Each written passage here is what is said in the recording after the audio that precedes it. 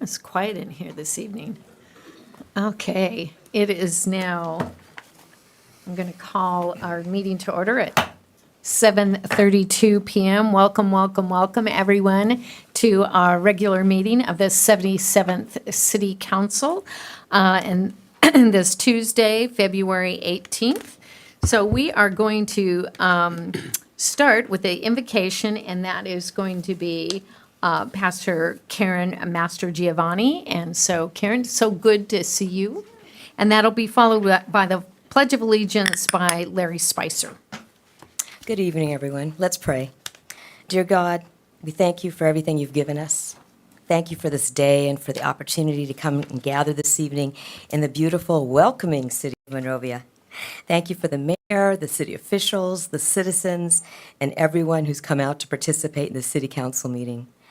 God, we ask you to guide our thoughts and our actions and to give us direction so that this meeting will be filled with wisdom, productivity, cooperation, and a mutual respect one for another. As we put our hearts and minds together, we thank you for helping us to accomplish our goals for the good of Monrovia and for all who love it. We pray these things in your mighty name. Amen. Amen. Amen. Please stand and join me in the Pledge of Allegiance to our flag. Ready? Begin. I pledge allegiance to the flag of the United States of America and to the republic for which it stands, one nation, under God, indivisible, with liberty and justice for all. Thank you, Larry. You're welcome. Okay. Can we please have the roll call? Council members Belden. Here. Jimenez. Here. Spicer. Mayor Pro Tem Dr. Kelly. Here. And Mayor Shevlin. Here. And we did have closed session. I'll turn to Mr. Steele for a report out. Thank you, Mayor. The members of the council met in closed session regarding the one item on the posted agenda. Councilmember Belden did recuse himself from that item due to a conflict of interest, and the council took no reportable action. Thank you very much. And moving on to our presentations and proclamations, the PR1 was going to be our Pasadena Humane Pet of the Month, and we always love having that. But unfortunately, the Humane Society is still, they're pretty slow, and they're still dealing with a lot of the fire issues. So their adoptions aren't up to speed. They are open for adoptions, but they're going to take a break from coming to visit us with one of their adoptee or what available pets, and so we'll look forward to seeing them next month. But we have a special treat for us this evening, and we are having our Congressman Gil Cisneros, and he's here to come and Mr. Cisneros, you can come to the podium and welcome, welcome, welcome to our Monrovia City Council. We are so happy to have you, and several of us were able to come to your swearing in on Saturday, so that was very momentous as well. So the floor is yours, sir. Well, thank you, Madam Mayor, and I want to thank the City Council as well for your hospitality and inviting me just to say a few words today. For the people that are here, I am Gil Cisneros, your new congressman. I took the actual oath on January 3rd, but so I've been in the job for a few weeks now. But I'm very excited about the opportunity here to represent Monrovia and the rest of the 31st Congressional District, to be your advocate back in Washington, and make sure that we speak up for the city and the people here of Monrovia and what's important to them. So I'm looking forward to working with all of you. Looking forward to, again, as I said, be your advocate and be your champion there in Washington, D.C., and really kind of work with you to do what's best for the cities here in the 31st Congressional District, but more importantly, the people. Being a veteran, taking care of our veterans are very important to me, and it's something that I want to make sure that we do. And, it was very, we were able to go, and my wife and I, a couple years ago, not this past year, but last Thanksgiving, we went here to the to the American Legion and help serve some meals to our veterans there. So looking forward to, again, making sure that we continue to take care of our veterans and our service members. So that people know, as I said on Saturday, I am serving on the Armed Services Committee. I think with my background, being a veteran, having served in the Pentagon as the Secretary of Defense for Personal Readiness, being part of that committee is something that'll be an asset to, I believe, the country, and really kind of having my experience there. I bring a unique voice to there that a lot of people don't have, having worked inside the Pentagon before. But I'm very excited about my other committee assignment, which is the small business. And I think working with our cities, working with our chambers, working with the businesses here in the community, that is something that I am looking forward to getting their input, how we can help grow small businesses. I will be the ranking member on the Contracting and Infrastructure Committee, and I want to be able to help connect our businesses here in the community with the possibility of doing more business with the federal government where that's available, but really ensuring that there's access to capital. Our first two hearings were definitely about access to capital and how we can provide our small businesses the ability to grow if they choose to do that, and hopefully one day maybe not be small businesses, but maybe medium-sized and bigger businesses. So with that, I want to thank you for giving me the opportunity to stop by here and say hello at the City Council meeting, and I am looking forward to our partnership moving forward and working with all of you to do the best we can for the city of Monrovia and the entire 31st Congressional District. Thank Well, you. we thank you for coming this evening, and I hope if you haven't already had the chance to visit our Veterans Center in our library, but I note that you have a couple of your representatives with you. Would you like to introduce them? Well, I'll let them introduce themselves here real quickly. Why don't you just stand up and go ahead. Thank you, Mayor Shevlin and City Council. It's good to be here. My name is Jacob Block. I'm the Congressman's District Director. I've gotten to know some of you over the campaign side of things, but I'm looking forward to working with you guys on the official side of things here. You guys have my information, but if you guys don't, my cell phone is 626-713-4067. I can be reached at jacob.wolak@mail.house.gov. Our office right down the street in Covina. We're ready to take care of our constituents who have federal issues. And help you guys get some federal funding back to the district. Thank you all. Hi, everyone. My name is Christiane Salamat, and I'm the Congressman's field representative assigned to the city of Monrovia. I've had the opportunity to meet everyone on council, the city manager, and I'm really looking forward to connecting with this community more and really looking forward to representing the congressman across the city. Thank you. And I wanted to give my colleagues a chance if you had any comments for the congressman. And we'll come down and get a picture with you, too. I think it speaks really highly that as busy as you are, serving the entire district, you took the time out to come to Monrovia, to the community, and introduce yourself. Thank you so much, Congressman. Well, thank you. Thank you so much for coming here tonight, and I look forward to the money that you're going. Yeah, we're not bashful about asking. Yeah, we're really shy around here, but we are looking forward to you bringing money to Monrovia. So thank you for that. You don't ask, you don't get, right? That's right. That's right. That's That's right. right. Yeah, we got a school that's looking for some money for a pool, so Yeah. if you can help us on that end, it would be great. I just want, from one vet to another vet, I just want to thank you, for taking the time out to come. We've already talked. I'm really appreciative of Jacob and your other representative. And also the food at your swearing-in event, it was off the chain. Oh. It was really good. So thank you. Very tasty.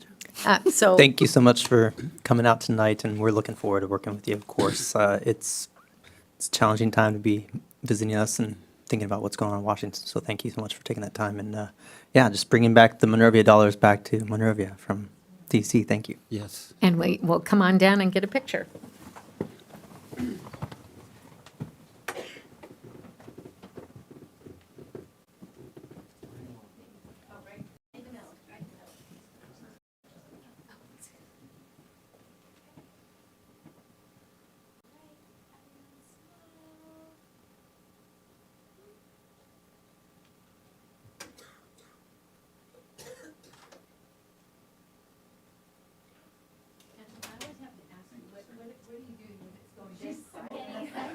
Make sure I'm getting the feet in the picture. You know, you guys put on those nice shoes. Capture the moment.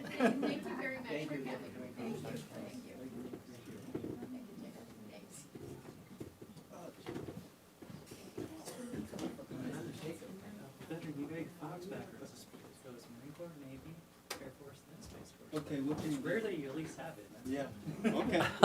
We're missing a flag, Larry? No, it's just not in order, Okay. Uh-oh, uh-oh. but it's all good.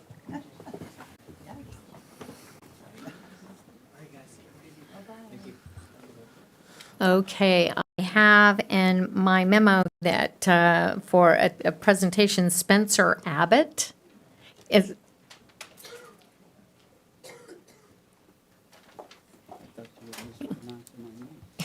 and I'm sorry, this is from Senator Sasha Renee Perez, Yes. District Representative. Yes, good evening, everyone. My name is Spencer Abbott. I am the new district representative for State Senator Sasha Renee Perez in the 25th District. I will be overseeing immigration, foster youth, and financial literacy issues in Monrovia on behalf of the office. Today, I have a few updates on the senator. The senator has been appointed as chair of the State Education Committee by Pro Tem Mike McGuire. She is also on the committees for Budget Sub 1 on Education, Environmental Quality, Human Services, Public Safety, Joint Committee on the Arts, and Affordable Work Group. As for legislation, the senator has introduced SB 256, which aims to enhance the resiliency and reliability of California's electrical infrastructure in areas prone to wildfires, earthquakes, and other natural disasters. SB 2293, or the Generational Home Ownership Protection Act, would create a pathway for impacted homeowners to bring their property transfer records up to date without penalty. So, because of the fires, a lot of people are running into issues with penalties regarding their home ownership. SB 355, which would give the State Labor's Commissioner's Office a new enforcement tool to suspend or revoke the driver's licenses and vehicle registrations for employers who fail to pay outstanding wage theft judgments. And that's all of the updates for now. But I just wanted to introduce myself again. I'm the new district representative for Monrovia, so Well, thank you very, very much for coming this evening, and we'd like to get a picture with you. You can tell your boss you were here. Present.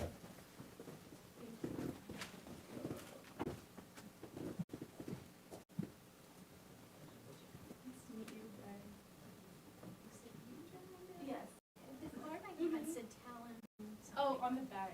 Because I don't have my cards yet. I just started 2 weeks ago. So when I saw you, I thought,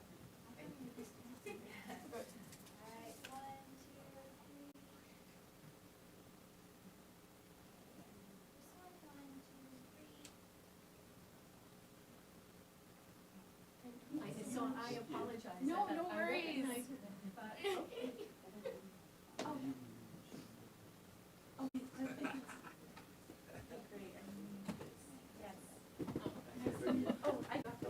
Thank you. Thank you. This is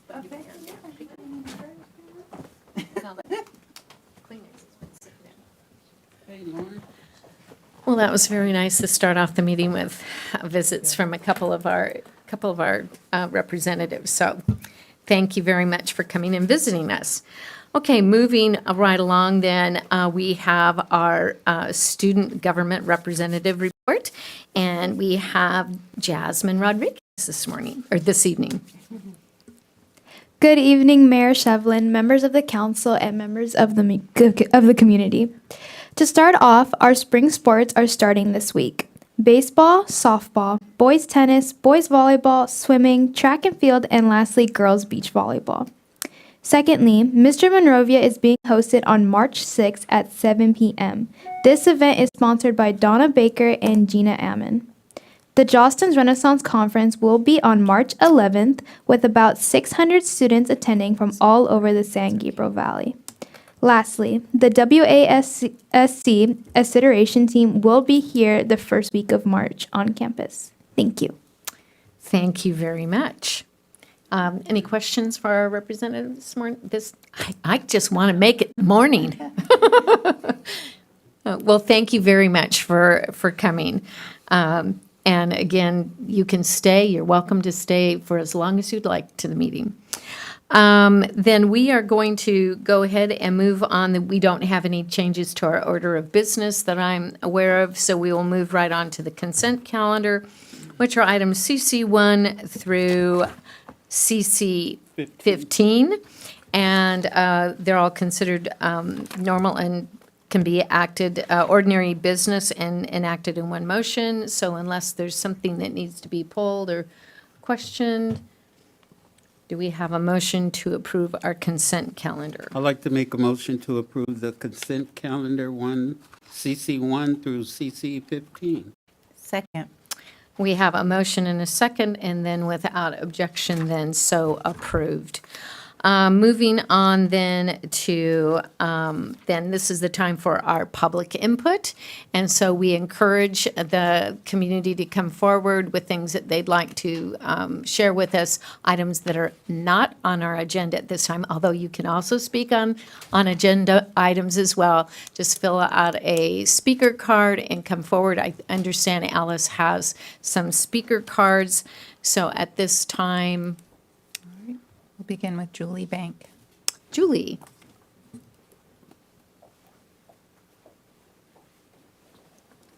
Hi, everybody. I'm Julie Bank, and I am representing the Monrovia High School Humanities Academy. I'm one of the parent volunteers. And just so that you know, the Humanities Academy is an academic space for students who are passionate about humanities like writing, history, art, philosophy, social science, and more. And this year, we are hosting our second annual Hum Out Loud Poetry, Art, and Coffee House event. It's actually going to be held this Thursday, the 20th, in room 210 at the high school. Doors open at 6:30, and the program starts at 7 o'clock. We will have music. We will have poetry reading, we will have some theatrical performances, and just lots of fun and lots of energy. So we are encouraging everybody to come out. And in the spirit of poetry, I'd like to read you a poem. Do we hum at the same time? You can. It's called Hum Out Loud, Let Your Soul Be Heard. Words take flight like songs on air, verses woven with love and care. Join us where the arts ignite, Monrovia High School, a starry night. Coffee brews, the mood is bright. Art and poetry shine in light. Feel the rhythm, share your spark. February 20th, leave your mark. So please Very all cute. come out on Thursday, 6:30. It is open to all of you, and it is open to the entire community. It is for all ages. We will have as young as pre-K students reading poetry on up to seniors in high school and community members and adults and teachers and parents and all alike. So please come out if you're free. It's a great way to support the Humanities Academy. There is a minimum donation of $5 at the door, and all of the money raised goes to support all the work that the Humanities Academy does. So thank you. Thank you, Julie. And I'm going to leave this with you. Okay, great. Thank you. Thank you. Next is Karen DeClue.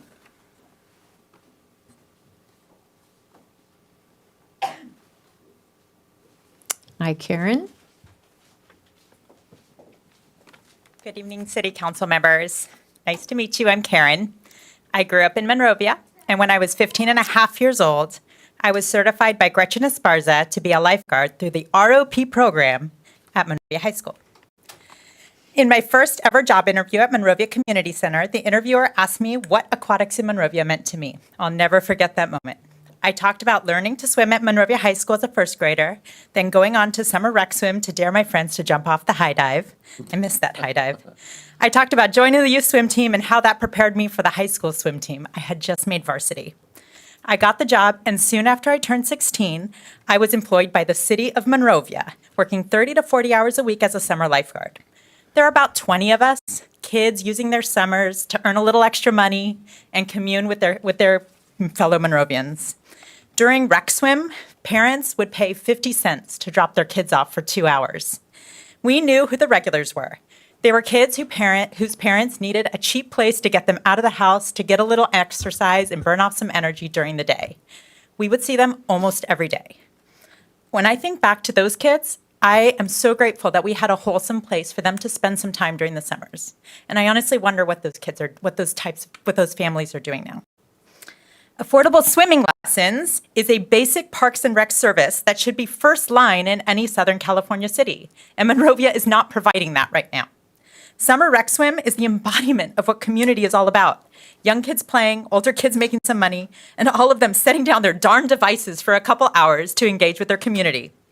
We have adults in our community who book lap swim as far as South El Monte. I spent a year trying to get swim time at our YMCA, but the 30-minute slots book up far too quickly to count on for a regular workout. We have a school that needs a new aquatic center, and we have a city that needs an aquatic center, period. Why haven't we joined forces to make that happen? City council members, act now while the school district has Measure MM money to team up with.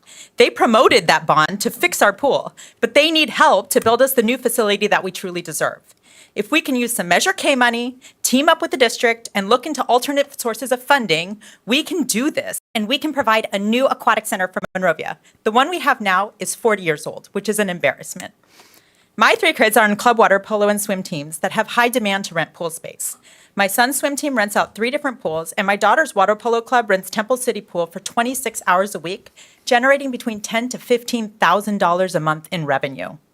Lap swim, lifeguard certification courses, aqua aerobics, and weekend tournaments are other sources of potential revenue that can be used to supplement the deferred maintenance costs for many budget cycles to come.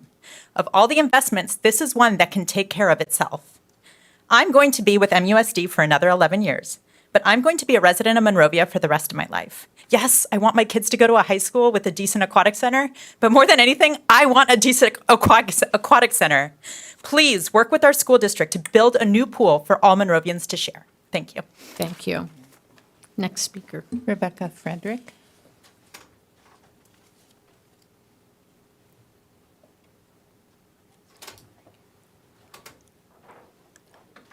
Hi, Rebecca.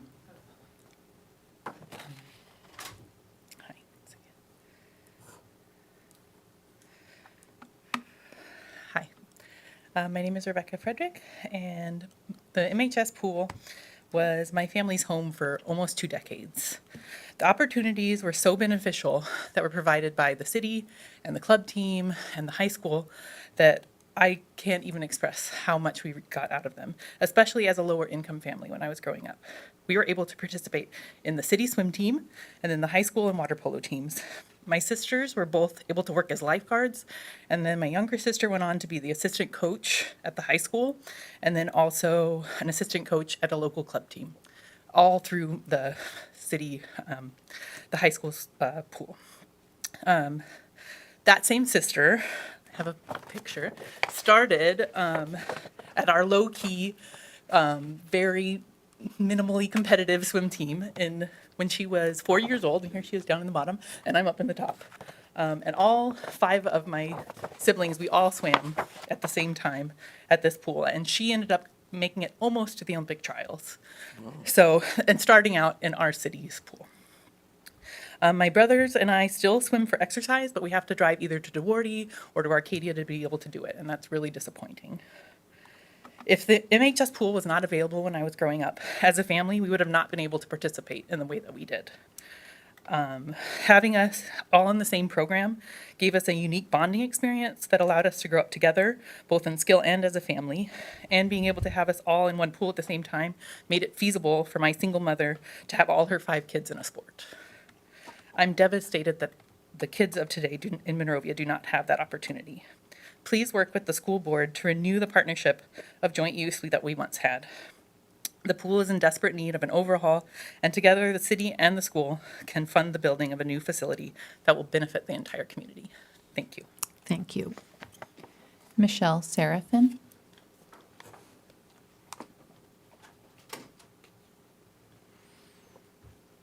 Hi, Michelle. Good evening, Mayor Shevlin, council members, and community of Monrovia. Thank you for the opportunity to speak. I'm here to advocate for a new aquatic center at Monrovia High School, an investment that benefits students, athletes, and the entire community. By strategically using Measure K and Measure MM funds, we can fulfill the very purpose of these voter-approved measures, enhancing public spaces, modernizing schools, and keeping funds within our community. Measure K was passed to invest in Monrovia's infrastructure and community well-being. Measure MM, a $75 million bond for MUSD, was designed to modernize school facilities and improve student safety. A state-of-the-art pool achieves both. Beyond athletics, this facility will be a revenue-generating asset for the school. Swim meets, tournaments, club programs bring in significant income through entry fees, sponsorships, and rentals. Currently, our pool fails to meet those standards. They prevent us from hosting competitive events. As a result, families like myself are forced to pay for club programs outside of our district, benefiting other communities instead of our own. Our current pool, unchanged since 1986, is falling apart. We've relied on temporary fixes while students face water temperature, broken pumps, and injuries. These athletes deserve better, a chance to compete, be scouted, and take pride in their facility. It's time for Monrovia to invest in its future. A new aquatics center isn't just an expense, it's an opportunity to uplift students, create revenue, and strengthen our community. Let's take action, build the facility that Monrovia can be proud of. And let me remind everyone, football is the focus here in Monrovia, and football is not played on an Olympic level, but all aquatic sports are. So let's do better. Thank you. Thank you. Sydney Veltman. Sydney.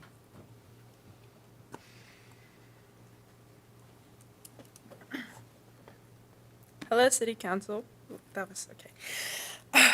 Okay. My name is Sydney Veltman, and I am a junior at Monrovia High School. I have been part of girls varsity water polo and swim since my freshman year. I am captain for the girls varsity teams. I also play water polo competitively with the Roseville Aquatic Center. Water polo has been a huge part of my life for many years, and I plan to play in college. This season has been very challenging because our school's pool got shut down 2 weeks into our water polo season, which ended like a week ago, and we have had limited access to San Marino's pool. Specifically, we had only 21 practices over more than 3 months' time. My Roseville teammates, who play for surrounding school districts like La Cañada, Temple City, South Pasadena, John Muir, Arcadia, and others, have had close to double the number of practices we have been able to have. Though I'm thankful that we had access to a pool at all, I'm sure you can imagine the impact that this has had on our team's stamina and conditioning. Not having a functioning pool has also been embarrassing and demoralizing for our team. Personally, I have competed in over 50 pools, from San Diego to San Francisco, in high school pools, community pools, and college pools, and I have never played in a pool that has a shallow end and an oversized net like ours. It has made me question why Monrovia has overlooked the pool and forgone an opportunity to invest in a sport that brings our community together. In fact, I remember when my 2 younger sisters learned to swim at MHS's pool. Their instructors were 2 girls that I played water polo and swam with on our high school teams. Since our pool is shut down, I've come to learn about Measure MM, which gives our school district an opportunity to invest in our teams and our community by renovating, or better yet, building a new pool. Having a new regulation-sized pool would give the community of Monrovia something to be proud of. Having a new pool would build a tighter-knit community and foster safety and a love for aquatic sports. My family is heavily invested in Monrovia, but had I known that the aquatics program was such a low priority, I would have switched school districts. My hope is that future water polo players and swimmers don't have to face this situation and the feeling of helplessness and the sense of being overlooked. You have the opportunity to make our community so much greater by investing in our future athletes, and I hope you will consider partnering with the school board to bring about these much-needed changes and improvements. Thank you, Mayor Shevlin and the council, and thank you for your time. Thank you. And Lucas Suarez.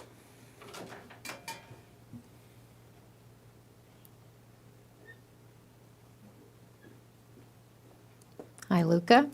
Hello. Hello, City Council. I'm Lucas Suarez, and I'm a sophomore at Monrovia High School. I'm here to talk about the pool. For many months, the pool has had many problems like the heater being broken and the floor is chipped and ruined. The school has only done quick, temporary fixes that have barely worked for a couple of weeks. Never mind. For long term, they've taken shortcuts and have not fixed anything permanently. This is very unfortunate because the pool is very important for the students and the community. Having a working pool hasn't only taught us water polo and swim, but it's taught us teamwork and friendships. I have friends that I hang out with every day because of this, and I'm grateful that I met them in water polo. They've helped me so much. The pool has brought us closer to each other and to our coach. He has worked very hard for us and for our pool to be fixed, but the school hasn't done anything to solve this problem. Our pool is shut down because of this. Our swim team is practicing at Doherty Community Pool because it's unusable. I've actually just come from there, which is kind of why I look like a wreck. But without our pool, we are unable to make swim and water polo more well known. Without a pool, we cannot practice and improve. We cannot host tournaments because we have a shallow end in our pool that doesn't allow us to swim properly. We need to fight for a pool. We need everyone to support. A new pool would allow us to host tournaments, offer swim lessons in the summer, run our pool to other teams and many other communities, building money, making opportunities. I play at Temple City, and my parents pay about $300 a month so that I could play because there's no pool for us to play in, which is very sad, and it is very embarrassing. Please consider working with the school board to help bring help about these very important changes that would benefit the community for years to come. Thank you, Mayor Shevlin and City Council, and have a good rest of your day. Thank you. Anyone else wanting to address the City Council on items not on the agenda? Sir? If you could just give us your name.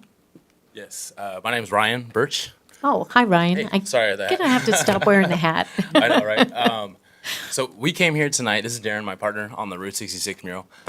We came here tonight not really knowing what to expect. We knew we were on consideration for a movement for the mural, and I was kind of waiting outside there. I'm a little flustered because I wasn't sure what to expect. And then I look over at Sherry, and she says, we're good. So we were originally here to represent ourselves. Now we're here to say thank you. We really appreciate you guys believing in our vision, believing and trusting in our vision. We fully anticipate this to be something the city will talk about for years to come. And it's been an honor to be on this project. I stood up here 2 years ago, probably maybe a little bit longer, talking about murals, talking about how important it is to the city. And we're taking the right steps now. And it's so exciting to be a part of this. Obviously, we know there's a lot coming up too. And we're so excited to just be a part of what you guys are making happen. And we have a lot to be thankful for. We wouldn't be here without you. So thank you so much. And, we do support everyone in the community. We have so much joy for all of you. And thank you again for what you guys have done for us and what we will continue to do for you guys. So thank you. Thank Appreciate you. that. Yeah, absolutely. And then I just wanted to say thank you too as well. This was a huge project for me to be a part of, so I'm very grateful for that. And I'm very grateful that we both have the opportunity to leave our mark on a historical landmark. In a sense, I feel like we're adding history to history that's already there. So I'm very grateful for that, and I think this is going to be huge for the city. So we just wanted to come and say thanks. Thank you. Thank you. Thank you. I did see a hand right up here. Yes, come forward, please. You could just give us your name. Yeah, my name is Erica Gallego, and thank you for allowing me to express myself briefly. I retired from the county years ago, and I also worked for Hilda Solis years ago in a program for teenagers. And the reason why I'm coming here tonight is just that I want to bring this issue that is very critical and affects seniors, especially baby boomers. There is very few facilities where they have for seniors, and in those facilities, they put you on a waiting list that it takes years for a senior to move in. And a couple years ago, they had a different procedure, which was they were accepting an employee, they were accepting a senior with less income, and now they are accepting a senior, and they want them to make like about $3,000 a month in order to qualify for a senior apartment.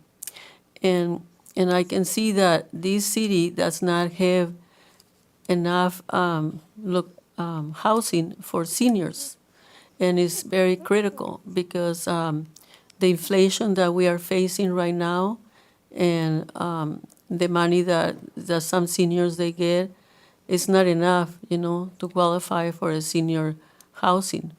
And there's a lot of seniors in the critical conditions. So I just want to bring that up to you. And that's all I have to say. Thank you very much. Thank you. Anyone else wanting to address the city council tonight on items not on the agenda?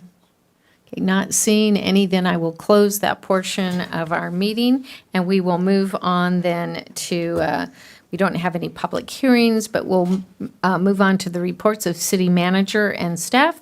Our CM1, City Council Directives Update, Mr. Feek. Great. Thank you, Becky. Within your council agenda, you have the directives update. I just want to speak to a couple items, several of which are on the agenda here this evening. Following this item, Alice is going to provide a report back on a survey that we sent out to all boards and commissions regarding term limits as well as going dark in August. So I'm excited for Alice to be able to share that information with you. Also, at your next council meetings, we'll be discussing the annual crime data from the police department, as well as results or updates on Prop 36, as well as recent interactions with our new district attorney. We'll also be holding a study session for the next discussion on the inclusionary housing ordinance, which you've been discussing and reviewing for some time now. Later tonight, there will be an action under an AR1 to move the municipal election to coincide with general elections in the city. Also, there are multiple items related to conversion of certain street lights to LEDs and the Anderson House. So fairly busy night tonight following up with some of the council directives. One final item I would just like to share that's unrelated to this, but I'm certain will be addressed by City Council, was last week's event at the Look Theater. One thing I just, as we've been able to reflect on the success of the event, there's this one next year we're going to include some kind of joke about Surgery Jimenez.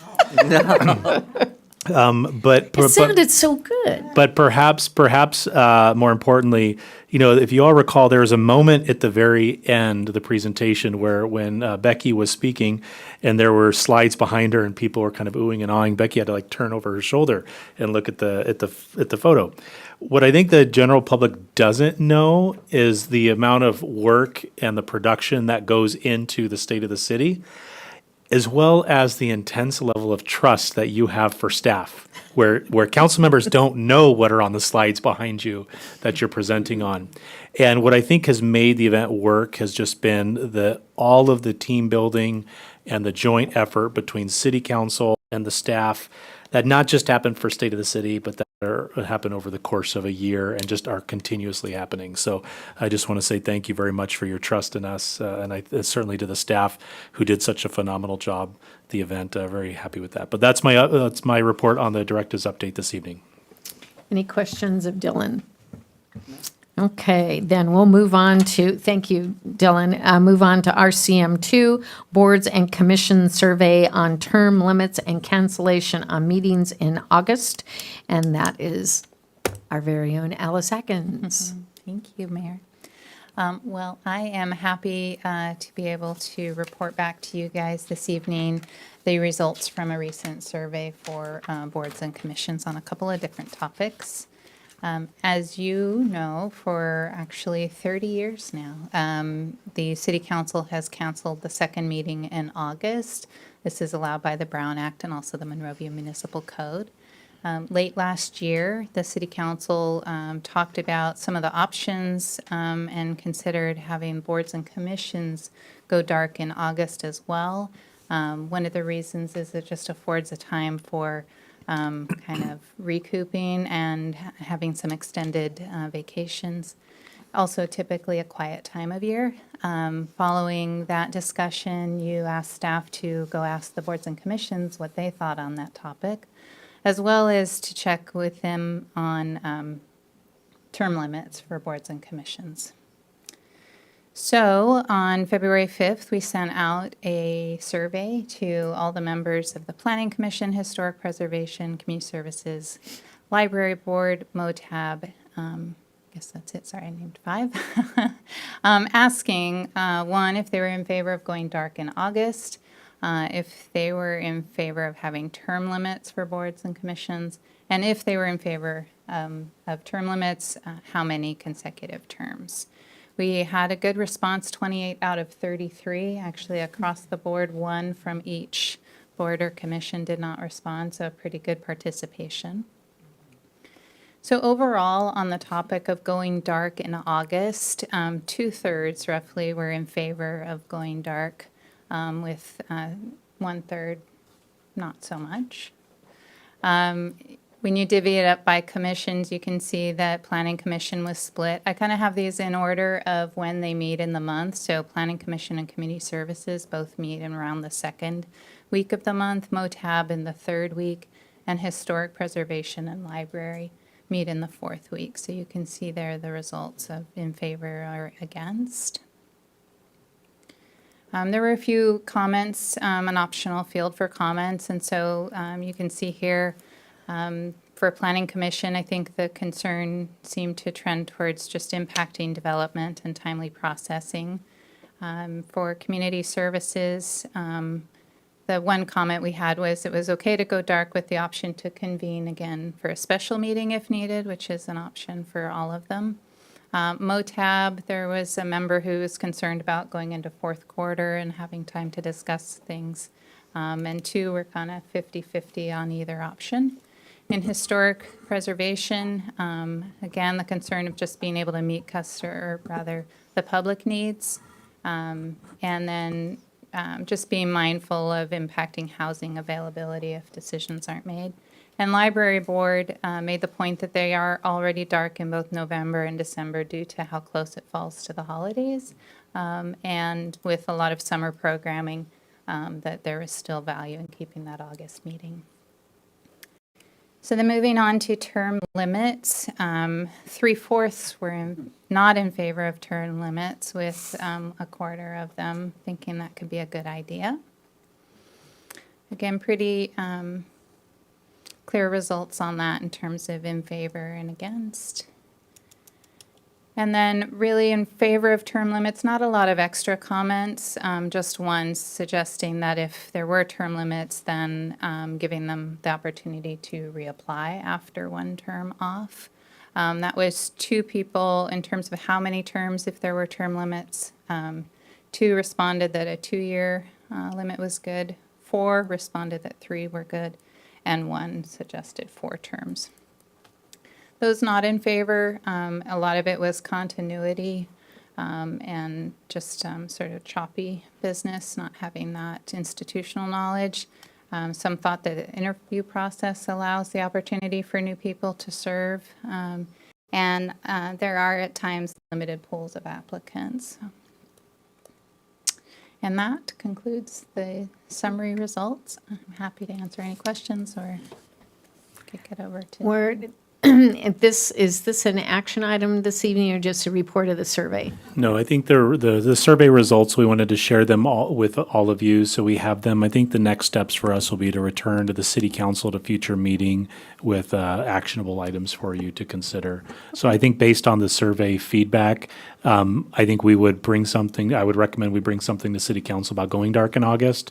And then I think I'd really like to hear feedback either today or at a later time on what to do about the term limits. That's something we haven't discussed previously, other than just referring it to them as part of the survey. Feedback, guys? I don't know if you have this, but I would just kind of be curious as well that how long people have stayed on, like what we're kind of ranging from in terms of how many years people are serving on commissions.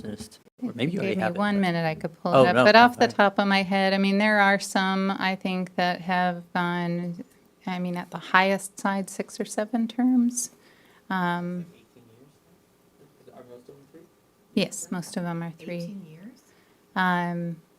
I could provide that in another report, but yeah, and I mean, 2 to 3 is pretty typical. Well, then if there aren't any other comments, then we'll move on and we'll look forward to whatever it is that you're bringing back to us.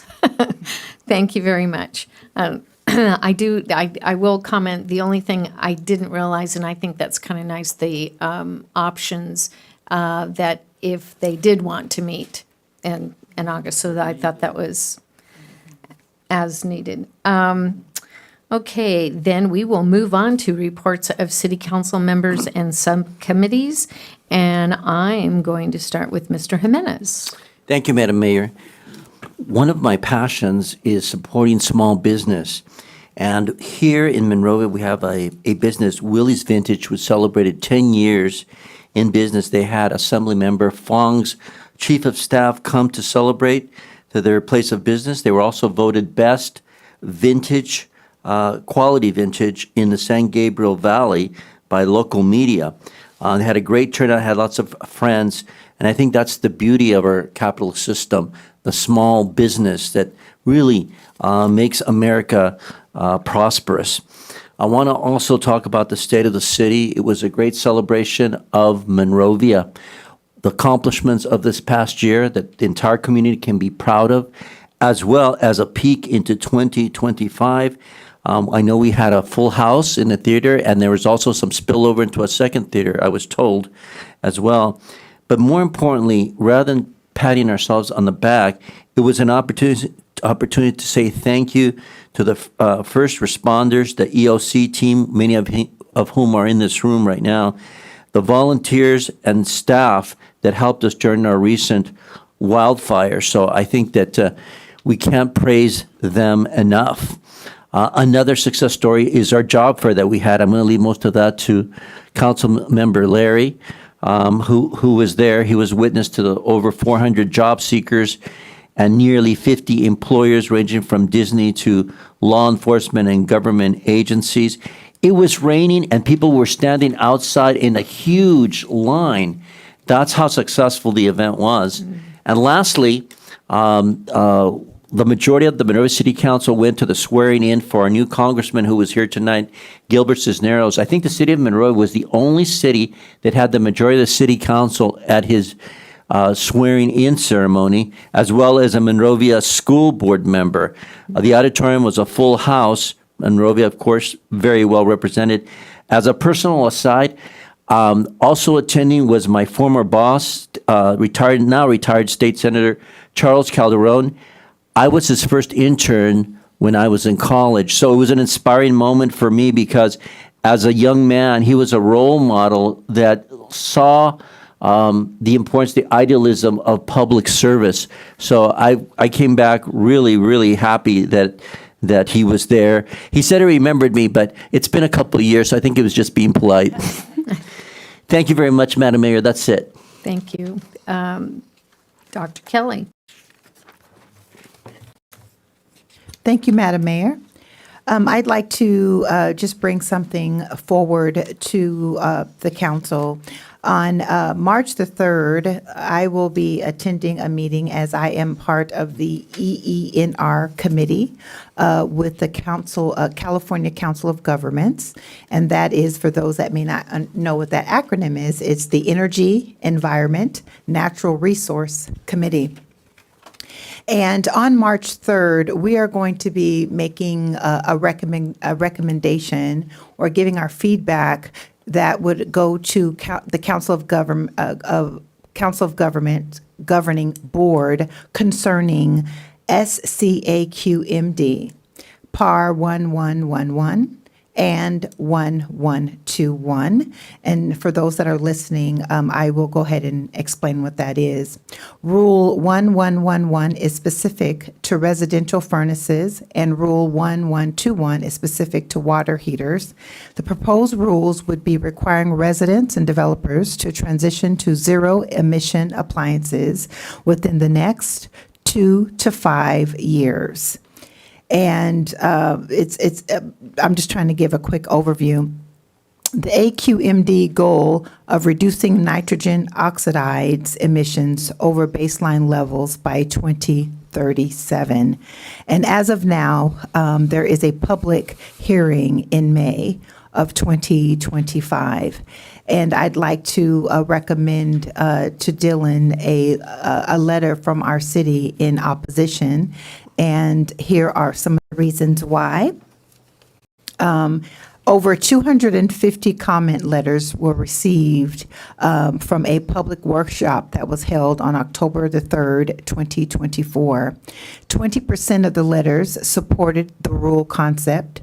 70% letters opposed the rule concept, including cities and council of governments. And these are some of the reasons. The affordability, especially for low income. The lack of consumer choice if rule mandates a complete conversion to zero-emission technologies. There were concerns about zero-emission technology readiness. There were concerns about electricity demands and grid sustainability. Also, affordability was a concern. Lack of consumer choice. There are not a lot of options for zero-emission appliances. And we still needed more time to be able to see if there were further innovations available. And so I would consider that we as a city provide a letter in opposition that would be able to be considered by the Council of Government Governing Board. Council members. Well, I'm into heat pump water heaters. Southern California Edison is, Southern California Edison has a program that deals with the heat pump water heaters. And I just learned about that at their African American history program that they just had. So I'll pass this on to you. So, Those are electric. Yeah. Heat pump, right? Yes. Right. Yeah. mhm. So you're asking for recommendations for us to send a letter from the city of Monrovia? Yes. And it sounds like this rule would have a long process. What was the year, like by 2030? 2025 is the Oh, when they would start it, initiate it? Okay. Yeah. Maybe, but it did say, I mean, I'm just reading the little, says 3 somewhere to about 5 years? 2 to 3 to 5 years. Yeah. I do think it's, there are quite a few electric water heaters out there on the market already, and I think there's just going to be more and more of them. I can understand some of the concerns, but also it is something that reduces not only your emissions from your house into the larger atmosphere, it also reduces a lot of emissions inside your house. Those NOx can stay inside your own house and really reduce your own indoor air quality. And it's not only NOx, it's also, I mean, depending on where that is located in your house, there's methane, I mean, there's CO and other pollutants that are coming in your house. And unfortunately, burning natural gas anywhere near your house produces a lot of indoor air quality concerns. So I don't know if I'd be in favor of standing in the way of people's indoor air quality. Right now, there's 20 to 30% of furnaces and water heaters are currently zero emission right now as it stands. That's installed or you available? As of right now, AQMD staff estimates that there are 20 to 30% of furnaces and water heaters are currently zero emission right now. Okay. And I don't think you're trying to take that option away from anyone, but this is a mandate to take away gas. Take it away. Take away the gas option. Right. I mean, And for those that can't afford it. Well, it's not to replace it if it's not bad. It's just to say that if you have to replace it, find an alternative. And I do know that a lot of the other electrical providers are providing rebates for them. So there's no way to offset the additional cost. Well, they have not given us any information that they are going to be, it's very unclear about the rebates. I would definitely hope they put more rebates. We out would there. hope so, that would be but for someone that can't afford to ideal, right? replace, that would be Absolutely, great. absolutely. Yeah, but as far as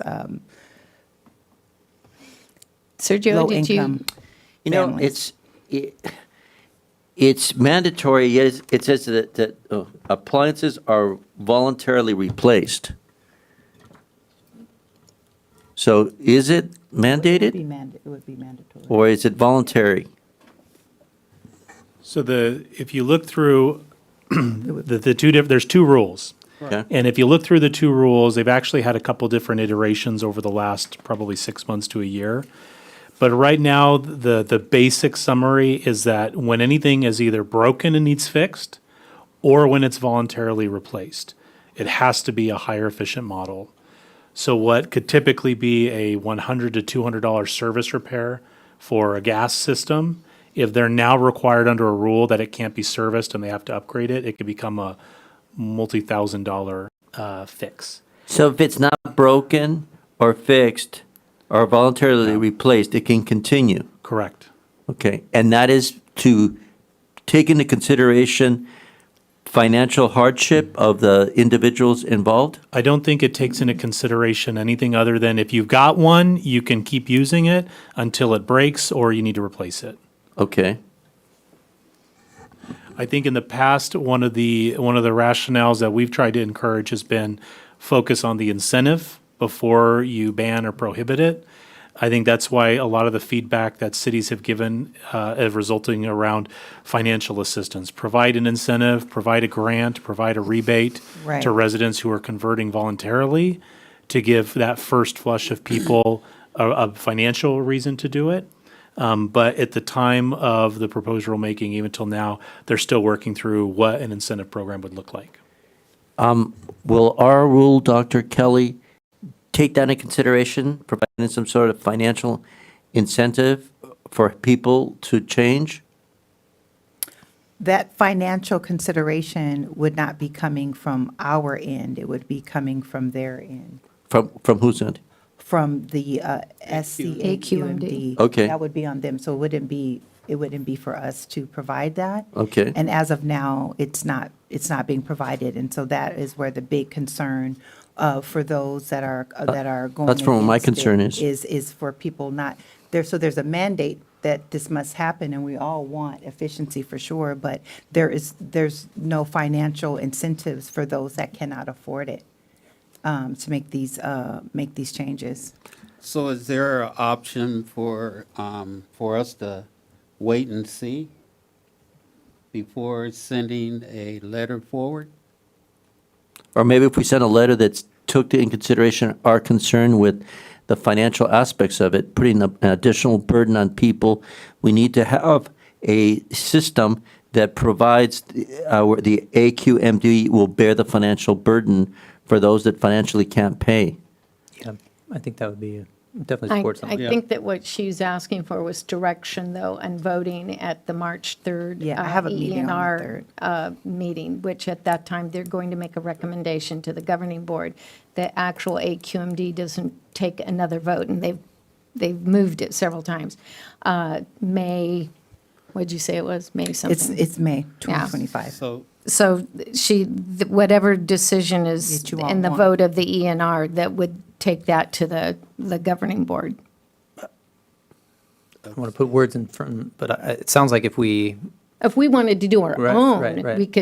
we could always wait. or during the vote, at least ask for Mhm. some type of amendment to say, you know, we would support this if it has a way to support folks that cannot afford this mandate to fill in that hole and fill that gap. Because, I mean, obviously it is healthy, it's safer for everybody, but we don't want to burden people at the same time, right?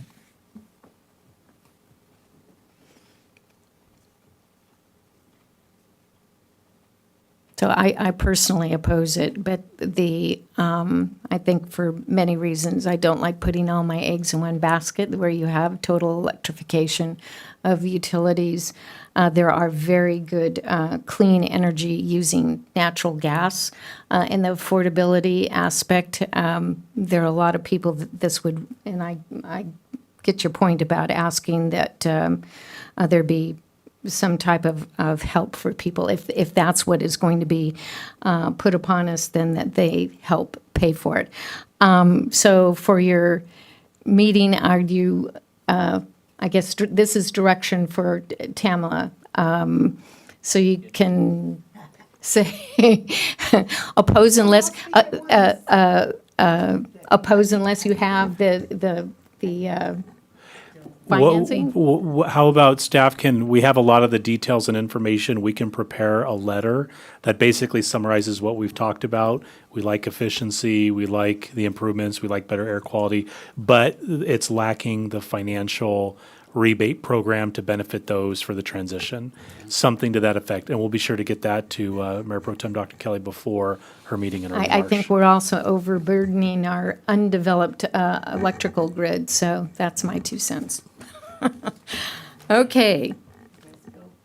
Yes. Is that good? Did you have anything else? Oh, no. Okay, all right.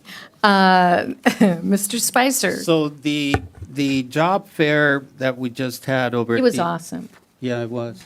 So we had over 500 attendees, and we had 52 employers. So it was a big success. But one of my main reports comes from the community services. We are pleased to announce that the trails in the Hillside Wilderness Preserve have reopened following the Eden Canyon fire. Yay. While additional maintenance work will continue on certain sections, hikers can safely access the trails. All right. Cyclists are advised to exercise extra caution while using the path. Dylan?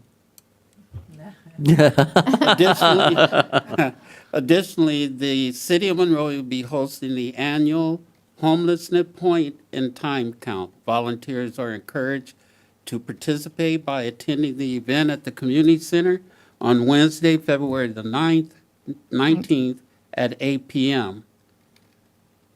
Is that Los Angeles Homeless? LASA? Okay. LASA will provide a brief overview before assigning small groups to the survey designated areas. The event is expected to be finished by midnight.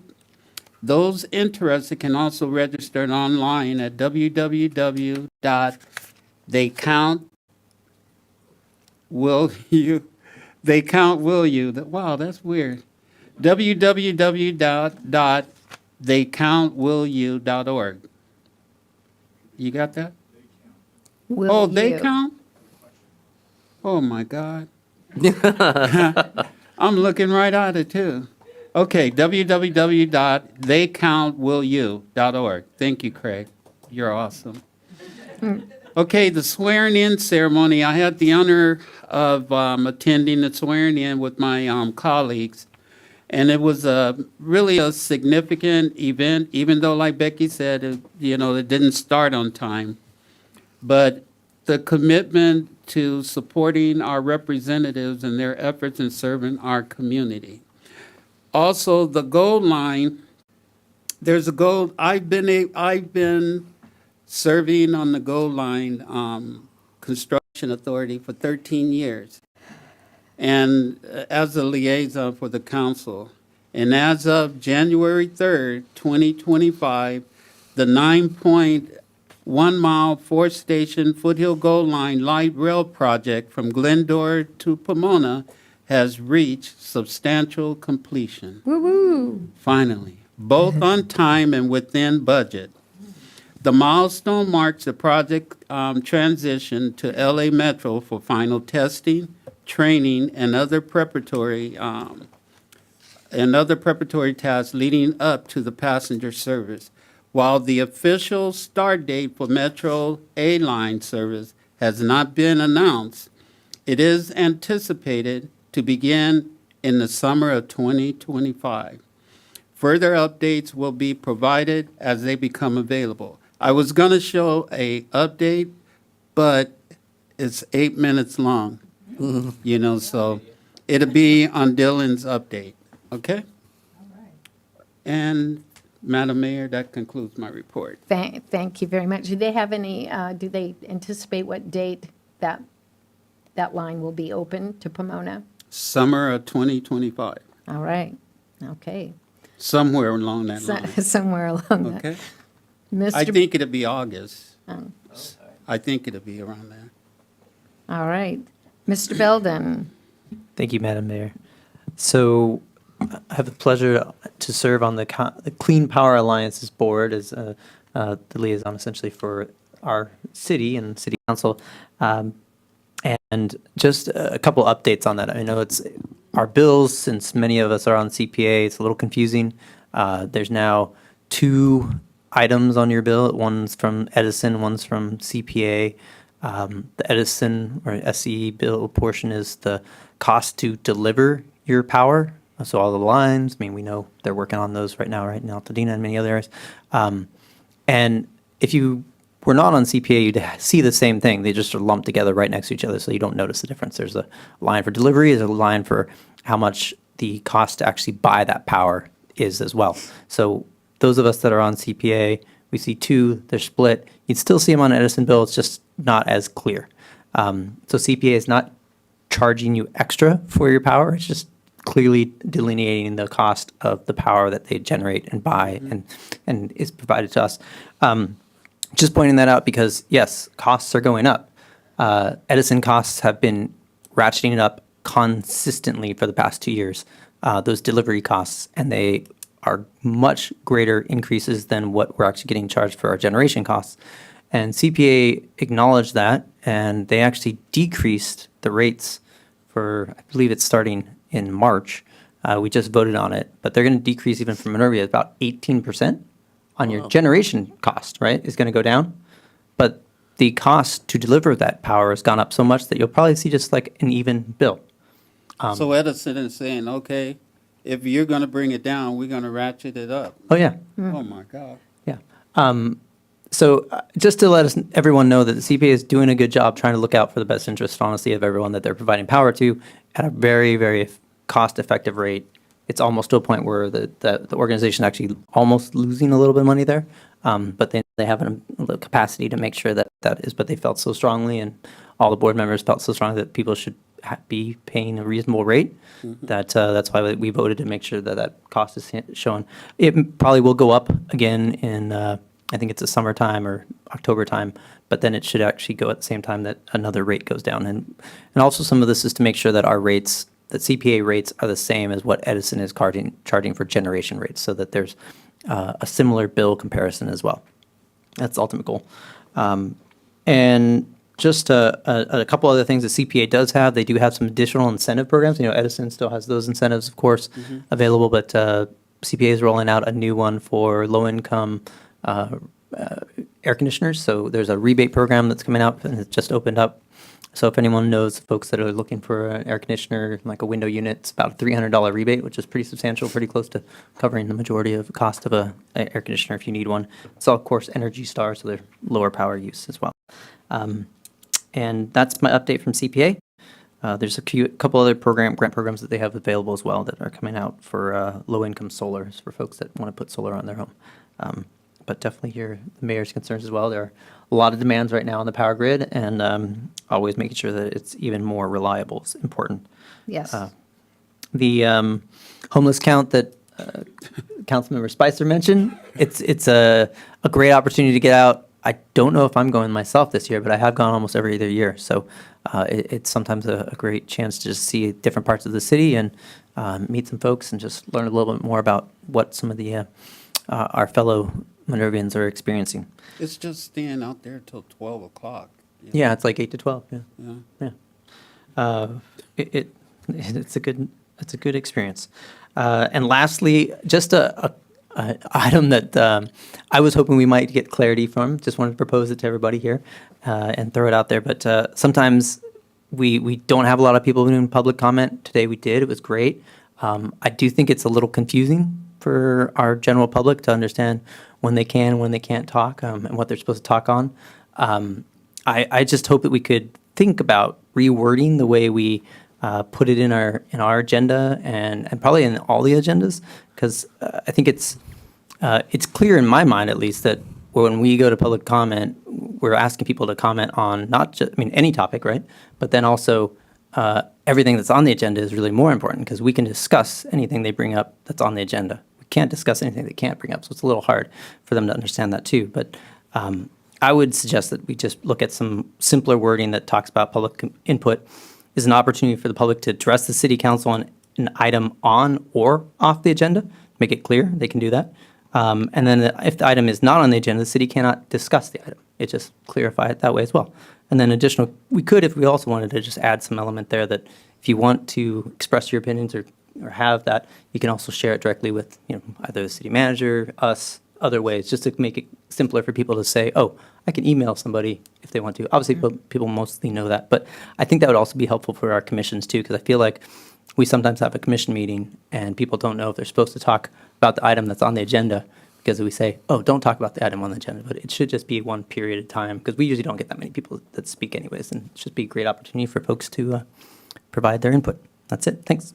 Isn't that something that we can discuss as a council later? Sure. Okay. We'll put it on the directives, how's that? But there are some simple,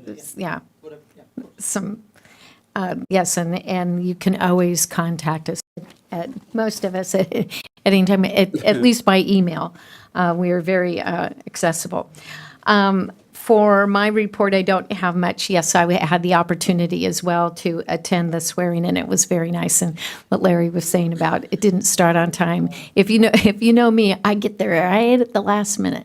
So I'm normally knocking myself out to get someplace, and then when it starts like 45 minutes later, it's like, why did I kill myself to get here? But it was a very nice ceremony at Laverne University. So we had lots of time to network beforehand. So it was a very nice event, and it was nice to see Mr. Cisneros' his kids were there, and so it was very nice. And I got a kick out of him because he was holding the Bible and he was holding it the entire time as if he was as if he were getting sworn in that minute, and he just kept on holding it and holding it and holding it as he was sitting there listening to people. So he was being a real good son and being very dutiful. His mother finally took it away from him. Because it was getting heavy. Yeah. And I want to thank everybody at the State of the City, and especially, I don't think I've ever had so many happy birthday wishes in my entire life. And Sergio, I think Sergio, it just has a certain ring to it. But I'll stick with Sergio Jimenez. Yeah. Thank you. Well, last year you were Sergio Garcia. Garcia, yeah. Oh, wow. Yeah. That was not me. God rest her soul. Gloria called him Sergio Garcia. Yeah, but look how I just chopped up www.theywillvote or whatever. We all try. It was not meant to be derogatory. At any rate. Yeah. Then I did have the opportunity. This was a little different. I had a few years ago, I had the opportunity to meet Ana Estevez. And Ana is the mother of a little boy who is named Piki. And Piki was an innocent 5-year-old child who was murdered by his father during a family court case. He had taken him he got custody that day, took him to Disneyland, and then proceeded to suffocate him in the back seat of their car. At any rate, and he was missing, or they couldn't find him for something, I want to say it was like 70 days. And many of you remember the case. It happened in South Pass. At any rate, despite Anna's pleas for protection for her son, she was denied a restraining order and supervised visitation. Now Anna fights to ensure that no one ever has to suffer the unthinkable tragedy that she and her boy endured. And I'm reading from a website. All you have to do is you can Google Piki, and it's Piqui, P-I-Q-U-I'(S) law. And Peaky's Law, SB 331 Rubio, enacted January 1st, 2024, is protecting children across the state in family court by prohibiting the courts from ordering certain highly traumatic reunification programs, services, and treatments. The law ensures the critical training is developed and established for judicial officers involved in domestic violence and child custody matters, and set up reporting requirements on education and training participation taken by judicial officers. At any rate, if you want to know more about that, please Google it, look into it. They had a very long, very tragic list of children who have been murdered by a parent. And it's just really horrible when there are things that could be put into place. The event I went to was a celebration of the law, and it acknowledged many people who were involved in the movement. And Susan Rubio and her sister, also Blanca, were there and were acknowledged. So was Nathan Hochman, the new DA. And so there were a lot of different people and children that stood up for themselves and fight back. So it went on for 2.5 hours. And although it was extremely moving, that was really hard to hear some of this. Yeah, I attended, it was at the Arboretum. And so anyway, I just happened to have the connection through, I met Anna, she came to the COG one time and told her story, and it was so moving. And I've kept up and supported the legislation and things like that. We are, as a council, we also supported it as well. So at any rate, that's on that. That's kind of a sad note, but good things are coming out of it. His life is not in vain. So with that. And again, thank you for all the birthday wishes.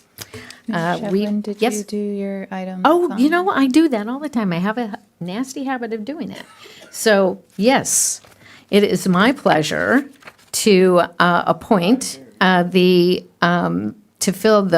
make an appointment to the library board to fill the unexpired term of Nathan Allen, which ends on June 30th, 2025. In the appointment will go to Shelley Caterino, and we welcome Shelley to the that says this, it is the library board. So yes, we welcome Shelley, and I hope that she enjoys it and then maybe reapplies then. So Shelley, congratulations. And with that, then we'll move on back to our regular agenda and our first administrative report, AR1 amendment to Title II, Chapter 2.2 of the Monrovia Municipal Code, changing the general municipal election date to the date of statewide general election. I don't think I need to keep on reading that. You get the idea. So this is one of those items that people in the public can talk on if they like, but you just let Alice know if you want to make a comment. But we are turning to Mr. Steele for the presentation.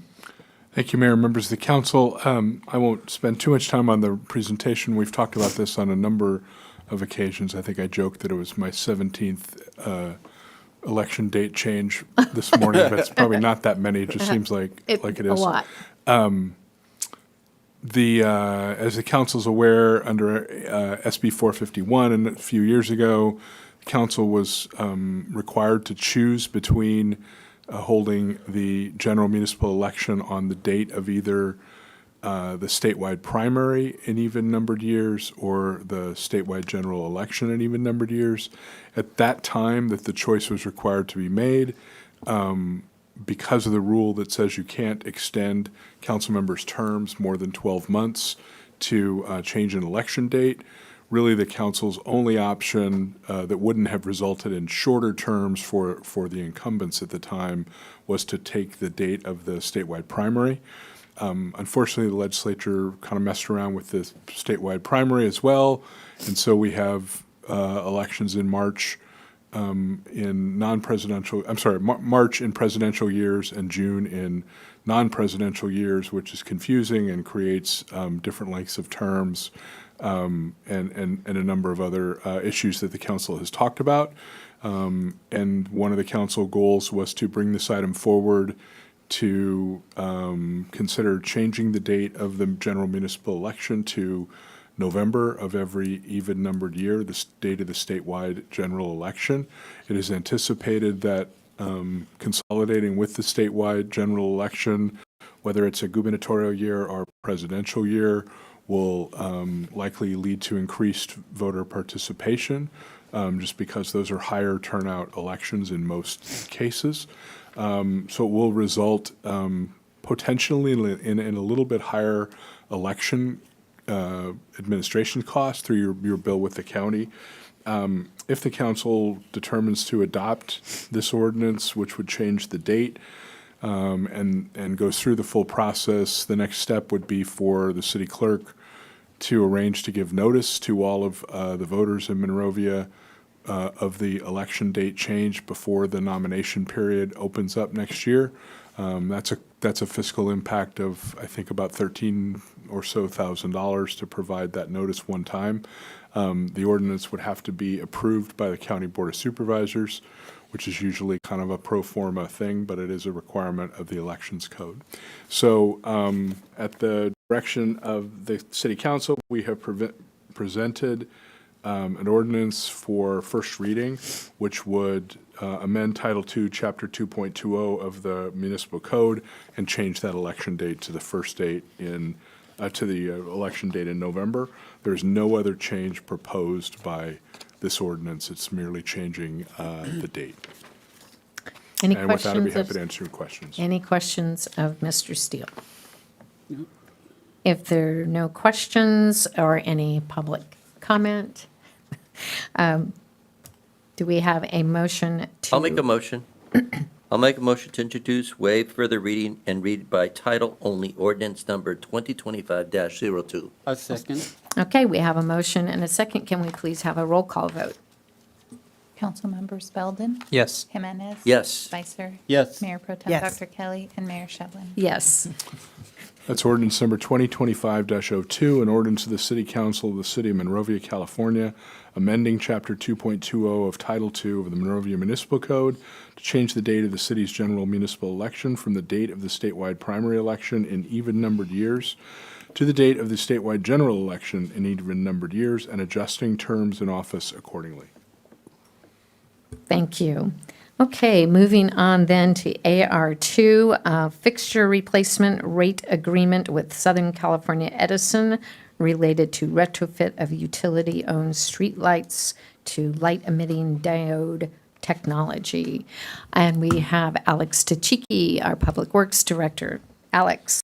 All right, thank you, Mayor. Good evening, Council. So the item before you tonight is, as the Mayor mentioned, the fixture replacement rate agreement with Southern California Edison to retrofit the utility-owned streetlights to LED. So by way of background, as the council will recall, we did a similar presentation back in 2020 where we provided information about city-owned versus utility-owned streetlights. And I apologize for the typo in the first bullet. Citywide, there's 3,059 streetlights, of which Edison owns a little over a majority of them at 1,673. So it's not no 5 in there, so 1,673 total streetlights that Edison owns, and then the city owns the balance of that, so around 1,400 lights for the city. Edison charges a monthly fee known as the LS1 tariff, which means that when we pay our electricity bills for streetlights, we pay a fixed tariff fee versus the energy consumption for a building or a water production operation. And so this is the latest map that we've tried to use, and I apologize, it's not the best map, but what we use this map for internally is this really kind of gives us an idea of where Edison-owned lights are or where the city-owned lights are. So what you see here in kind of that highlighter green is going to be the Edison-owned lights, and you'll see that it actually encompasses a lot of our residential areas. While the city maintains the ones that are kind of in our business improvement district, like Old Town, We actually have a majority of the lights on Duarte Road, Huntington Drive, and Foothill Boulevard, along with some of the lights on Mountain too. So all in all, you see a fairly close split of 50-50, although you do see a lot more green than you see orange on this map. So the last time we talked about Edison-owned lights and we talked about what LEDs are, kind of one of the main topics about LED is the color temperature. And when we refer to temperature, we talk about what is the color of the light. So the color is measured in what's called Kelvin. So you'll see the little K next to some of the numbers when you see LEDs. Right now, most of the Edison-owned lights are currently HPS or high pressure sodium lights that have a color temperature of 2,200 Kelvin, which is a little more of the yellow. What you see in this picture on the bottom of the slide is that temperature chart where you see everything on the red, which is much more warm, and then all the way up to blue, which is going to be a lot more bright. So under option E, which is the program that Edison refers to for local governments, that's the program where Edison would install new LED lamps on all utility-owned streetlights. And then for us in particular, they are proposing to replace those with 2,700 Kelvin. And that was based on the council feedback from 2020.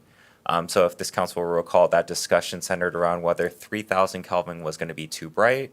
Our feedback back to Edison at that time was, well, Monrovia doesn't like the 3,000 because it's brightness. We want something a little warmer. So Edison took that feedback and actually developed a 2,700 Kelvin bulb that they've now introduced into this Option E program. John King, who is one of the council members in Covina, who also is the manager of this program, jokingly refers to this as the Monrovia bulb. So we are now known in the industry for developing our own Kelvin bulb with the Edison program. What was the standard one? 3,000. Okay. And so in the next few slides, I'm going to show you a few pictures that kind of just, it gives you a snapshot into what the comparison looks like. It doesn't do it full justice, but it gives you a snapshot into this.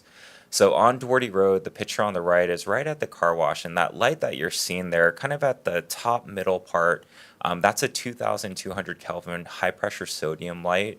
So before LED became a much more common technology, the high pressure sodium lights are going to be this warm orange looking color.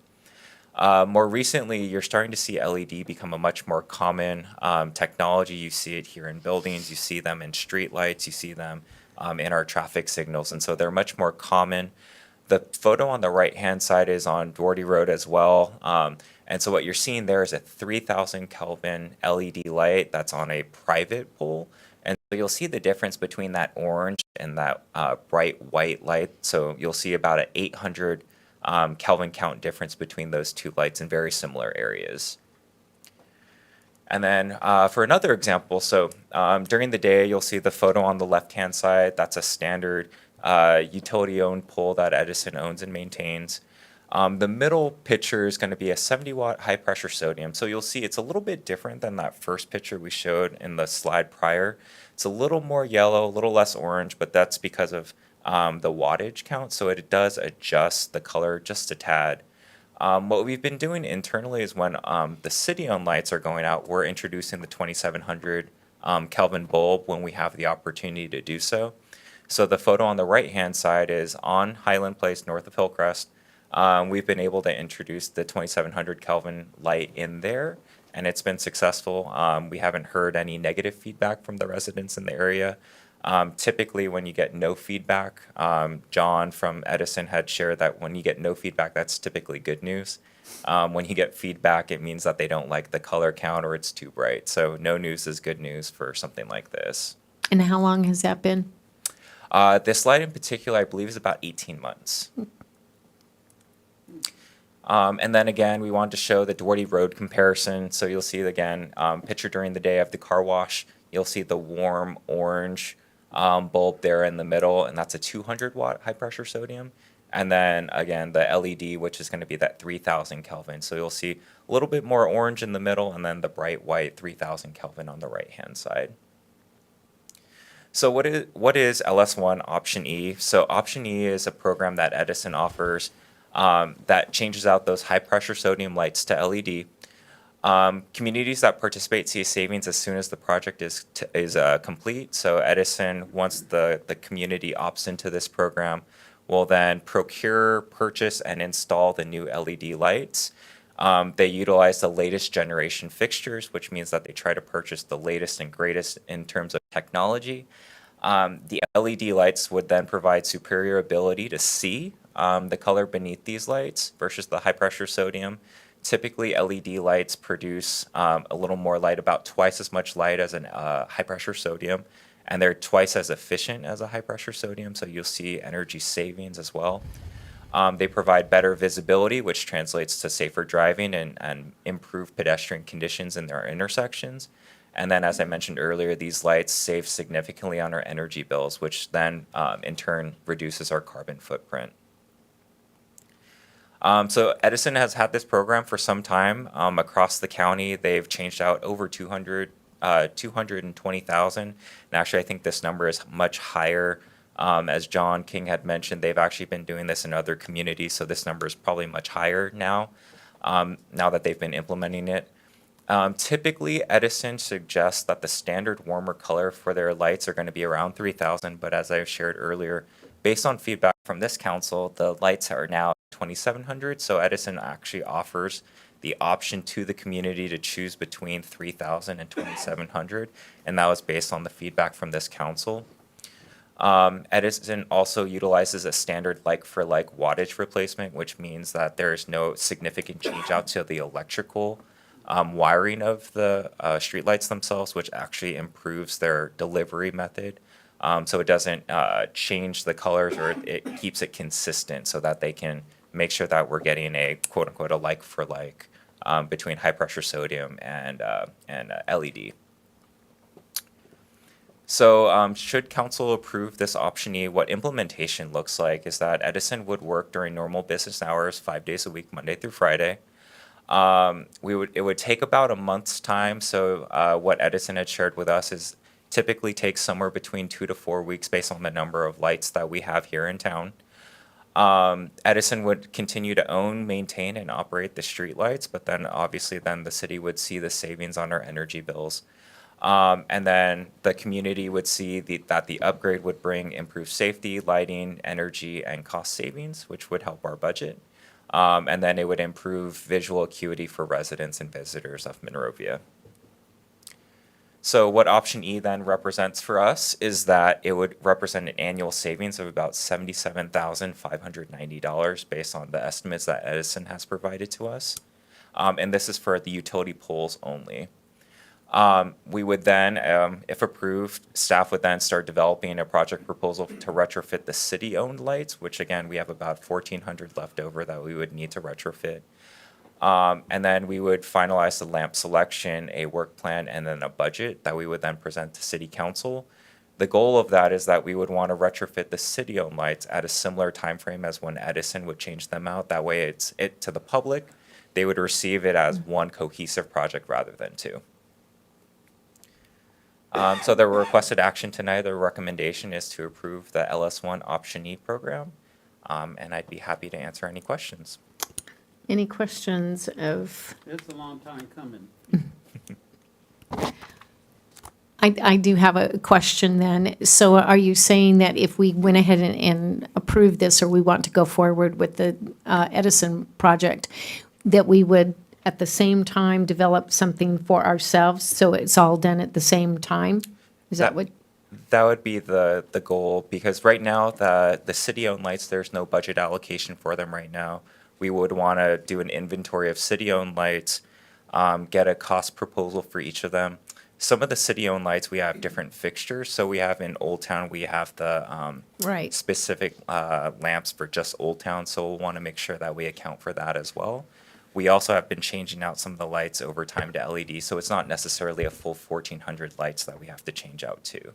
But this would, the timing on this would be done all at the same time. All We at the would same put something together, and you'd be coming back with something else additional for us to approve the city-owned lights. That's correct. Okay. So Alex, I have a quick question. So out of the two samples, one was the more orange, yellow type, and one was the brighter light. Which one are we getting? So is it something in between both of those lights? Is that what you're saying? yeah, it would be a little more similar to the one on the right-hand side.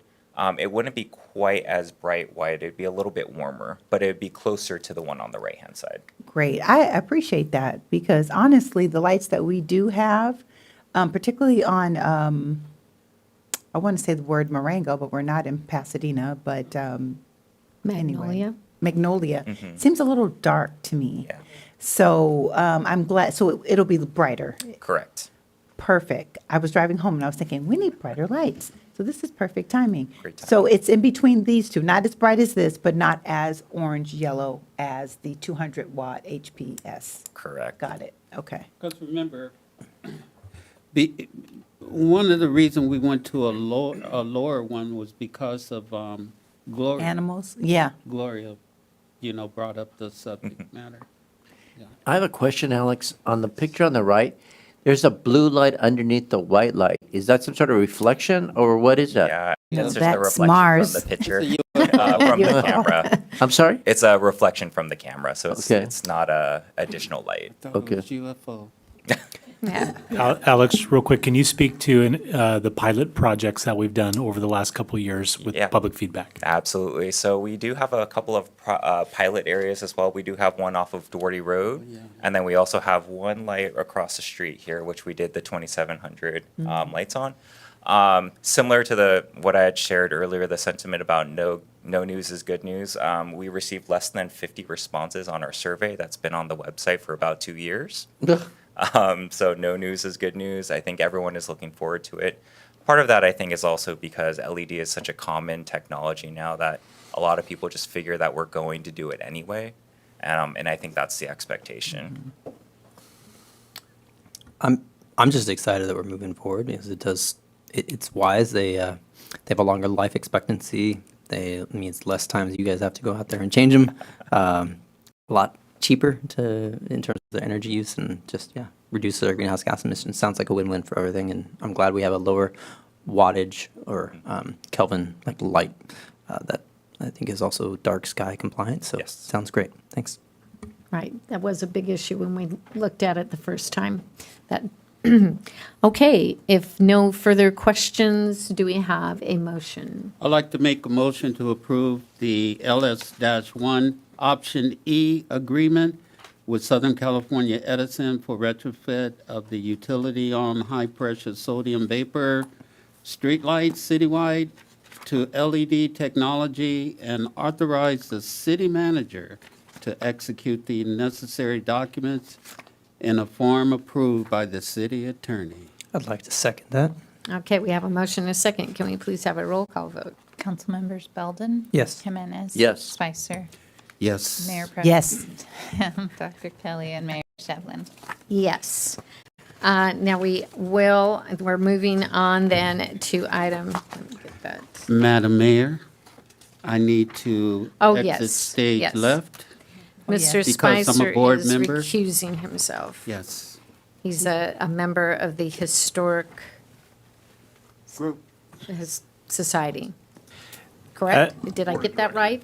He's on the board I'm of on the directors board. for the Monrovia Historical Society. Yes. As Larry is making his way to the beginning, Alex, could I have you step up to the podium again real quick? He's going to. Are there any new interesting personal, I mean, we're all friends here in the room. Anything personal you'd like to share with the Oh, council my before you sit down? Well, why can't I stay? No, stay. Before you leave. Well, I think as council knows, I've discussed this with you guys all individually over a period of time. Over the weekend, I proposed. And she said yes. That was it on Valentine's Day? A couple days after, it was Sunday night. Hey, Alex, how did you do it? Come on now. Oh, my goodness. We'll talk after the meeting, Larry. You don't have to answer that question. All right. I was just Congratulations. Thank you. Congratulations. Alex. Alex. All right, now you can leave. Thank you, Alex. But I'm going, so it'll be after the meeting.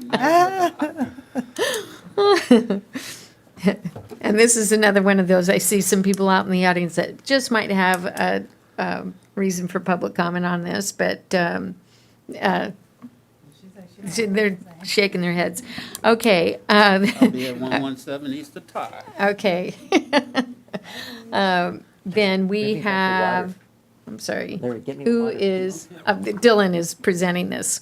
Yes, I'll take this one. Thank you very much, Becky. As Larry is now outside the room, Larry has a conflict of interest because he is a member of the board of the Monrovia Historical Society. And I'd like to also recognize a few members of the board, Penny Zook as well as Sandy Burad, who are here in the meeting, who have sat through the meeting tonight. We appreciate their help and involvement. They represent the board. Several other members who have also been involved in these discussions over the years. So just want to express my appreciation to them. They're a pretty easy group to work with. The item before you tonight, it goes back to, can you believe it's been almost 3 years since Monrovia historian Steve Baker passed away, April of 2022. And it's just amazing how fast time seems to fly by. Seems like it was just the other day. But immediately following Steve's passing, there was discussion about the future of the Anderson House. He played a very large role in helping care for and manage and maintain, as have dozens and even more volunteers over the years. But the city became involved in discussing what are the options for this important historic asset, and that's really what the presentation is for tonight. You have a staff report which outlines all this presentation. The slides themselves are also available online. Little history of the Anderson House, built by John C. Anderson in 1886. It was one of the 3 oldest homes in Monrovia before the big housing boom of 1887, the year that Monrovia incorporated, when 150 homes were built.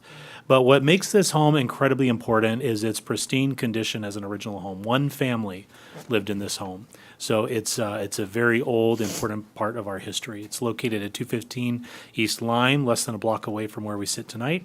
It's about a 1,562 square foot home on an 8,000 square foot lot. It's currently zoned public, quasi-public, but it's also a designated historic landmark. It's landmark number 159, which was approved in 2019, and I want to highlight the 3 criteria which helped it receive that landmark status. First, its location, sits in the original location that it sat in 1886. Key to this is it also sits on that same dirt foundation. There is no formal foundation for this home. It's also associated with Monrovia's early development, which is criteria 1, as well as important historic architecture, which is criteria number 4 under our historic preservation ordinance. A little bit about George Anderson. He left his entire estate upon his passing to the California Community Foundation, where at that time there were also many years of deferred maintenance that had discouraged buyers from purchasing the home. In the mid-1970s, the Friends of the Monrovia Public Library acquired the home. This was about a year after Mr. Anderson's death, and the intent was to use this as a place where they could share early Monrovia history, but from more of a library perspective. It was a short 4 years later that the Monrovia Historical Society formed to take over responsibility from the Friends of the Public Library, because it really didn't necessarily fit within the scope of work undertaken by the Monrovia Public Library. I do want to take a moment to recognize the wonderful work of volunteers over the years. And since 1979, when a dedication ceremony was held, September 16th, the Monrovia Historical Society have been the owners of the property, the caretakers, the docents, the research, and the subject matter experts for all things Anderson House. I talked a little bit about these. One of the first homes built in Monrovia. It's one of 3 remaining homes from 1886. And the initial reasons for why this property was acquired by local community groups to preserve it for future generations. We've all seen photos of the Anderson House. At least I hope we all have. They're open at least once a month, but especially on special occasions as well. It's a beautiful example of a single floor craftsman style home. You can see some original features within the home. It's a look at what life might have looked like in 1886. The Historical Society has spent quite a bit of time, energy, resources, and money over the years preserving the structure as we see today. It currently sits about mid-block on this section of Lime, just north of us. There's a church to the west, a parking lot, the Anderson House property, and then several parcels which include a city parking lot which is leased by the city of Monrovia. Interestingly, the large parking lot and the smaller parking lot are both owned by the same owner of the Frontier Building, which is the adaptive reuse project just immediately west of the city parking lot north of the police station. So for nearly 50 years, volunteers have maintained and cared for this property, but I think the concern, the problem upon Steve's passing is that volunteer care for an important historic piece of land and structure will not last forever. We held multiple meetings to really talk about what are the key priorities. And I think number one, preserving the structure itself was a key priority, but also long-term care and maintenance by a stable entity was very important. There had been early on in its history, or in the 70s, there had been transition between owners, but in whatever the future looked like for Anderson House, making sure that long-term care and maintenance were covered was very important. I still remember the day where they were doing some volunteer work, and I walked into the kitchen, and John Watson was standing on a 12-foot tall ladder peeling wallpaper. And looked like a little precarious situation for him. He was having a good time, but we helped him remove some wallpaper. But and maybe the third priority is how can we make the structure more visible, more publicly accessible, more used for generations to come. So the city and the Historic Society really discussed two different options. One option was, what if we relocate the structure to Recreation Park? How would that impact the home? What would be the impact on relocation? What would happen to the current lot, landmark status, all those? And then we looked at another option, which was preserving it in place and really identifying what needs to happen in order to preserve it in place. How can it better serve the community? So I'm going to talk through those couple options as outlined in the staff report. Really, when relocating a historic landmark, there's these 6 criteria that we have to follow. First, we have to do a pretty good documentation of that historic structure with a very detailed plan of what's going to happen when we relocate it. We have to look at the site that's going to receive the property. We have to look at how we're going to remediate or abate issues with the current site. We have to talk a lot about logistics of relocation. We have to talk about operation in its new location, and then certainly consider the environmental review and impacts. And I'm going to kind of go through these slides fairly quickly. This slide, which is included in the staff report, is related to the historic structure report. This is essentially documentation of the existing condition of the building. It helps us understand its current condition. It's going to help us understand the impact to the structure once it's been moved. There will be damage to the structure upon moving it, and so it's kind of a way to take a snapshot in time of what it's like before you move it. And it's certainly going to help guide restoration efforts down the road. This is just continuation of the historic structure report. We would have to use a very qualified historic consultant to look at this. Cost range anywhere from $17,000 to $20,000, depending on the thoroughness and the level of detail we want. The cost, this is kind of a floor of the cost for that historic structure report. Because of its landmark status, the Historic Preservation Commission would have to consider a certificate of appropriateness for relocating the Anderson House. It's perfectly acceptable, even for preservation purposes, to relocate a historic structure. It's happened many times before, as the council's aware, but the steps to do that are very different than just relocating a home that does not have historic landmark status. We would have to look at the receiving site preparation. In this scenario, consideration for relocating to Recreation Park was the primary location. We would have to identify utilities, electricity, how we would do grading, any other site improvements like ADA accessibility. Of course, with Rec Park means the loss of green space. At a meeting held a little over a year ago, we talked about potential locations, and there was concern about eliminating green space from Recreation Park for this. Some additional examples of the existing site. If we were to relocate the house, we have to address the conditions of the site. There would need to be some grading. We'd have to cap all the utilities. There also are some important plant species on the site. There's a very large oak tree on the rear of the yard. There's also some cycads, which I believe is the right word to say. Apparently, these may be older than the home itself. Oh. And then there's also 2 crepe myrtles that were planted in the front yard, which, while to some may not seem important, these were planted in 1979 in honor of the Historic Society receiving ownership. So they're of local importance to the Historic Society as well. Relocating the structure, I'm going to talk about costs in a minute, but the biggest issue with relocating the Anderson House came when we were working with a consultant who actually relocates historic homes. Norm Haley, a member of the board, was also involved in these discussions. They would essentially need to remove the roof of the Anderson House and transport it over to Rec Park in 2 different phases. In addition to the significant damage that would happen to the structure, there would have to be limb removal from oak trees. They would have to move and adjust some of the utilities.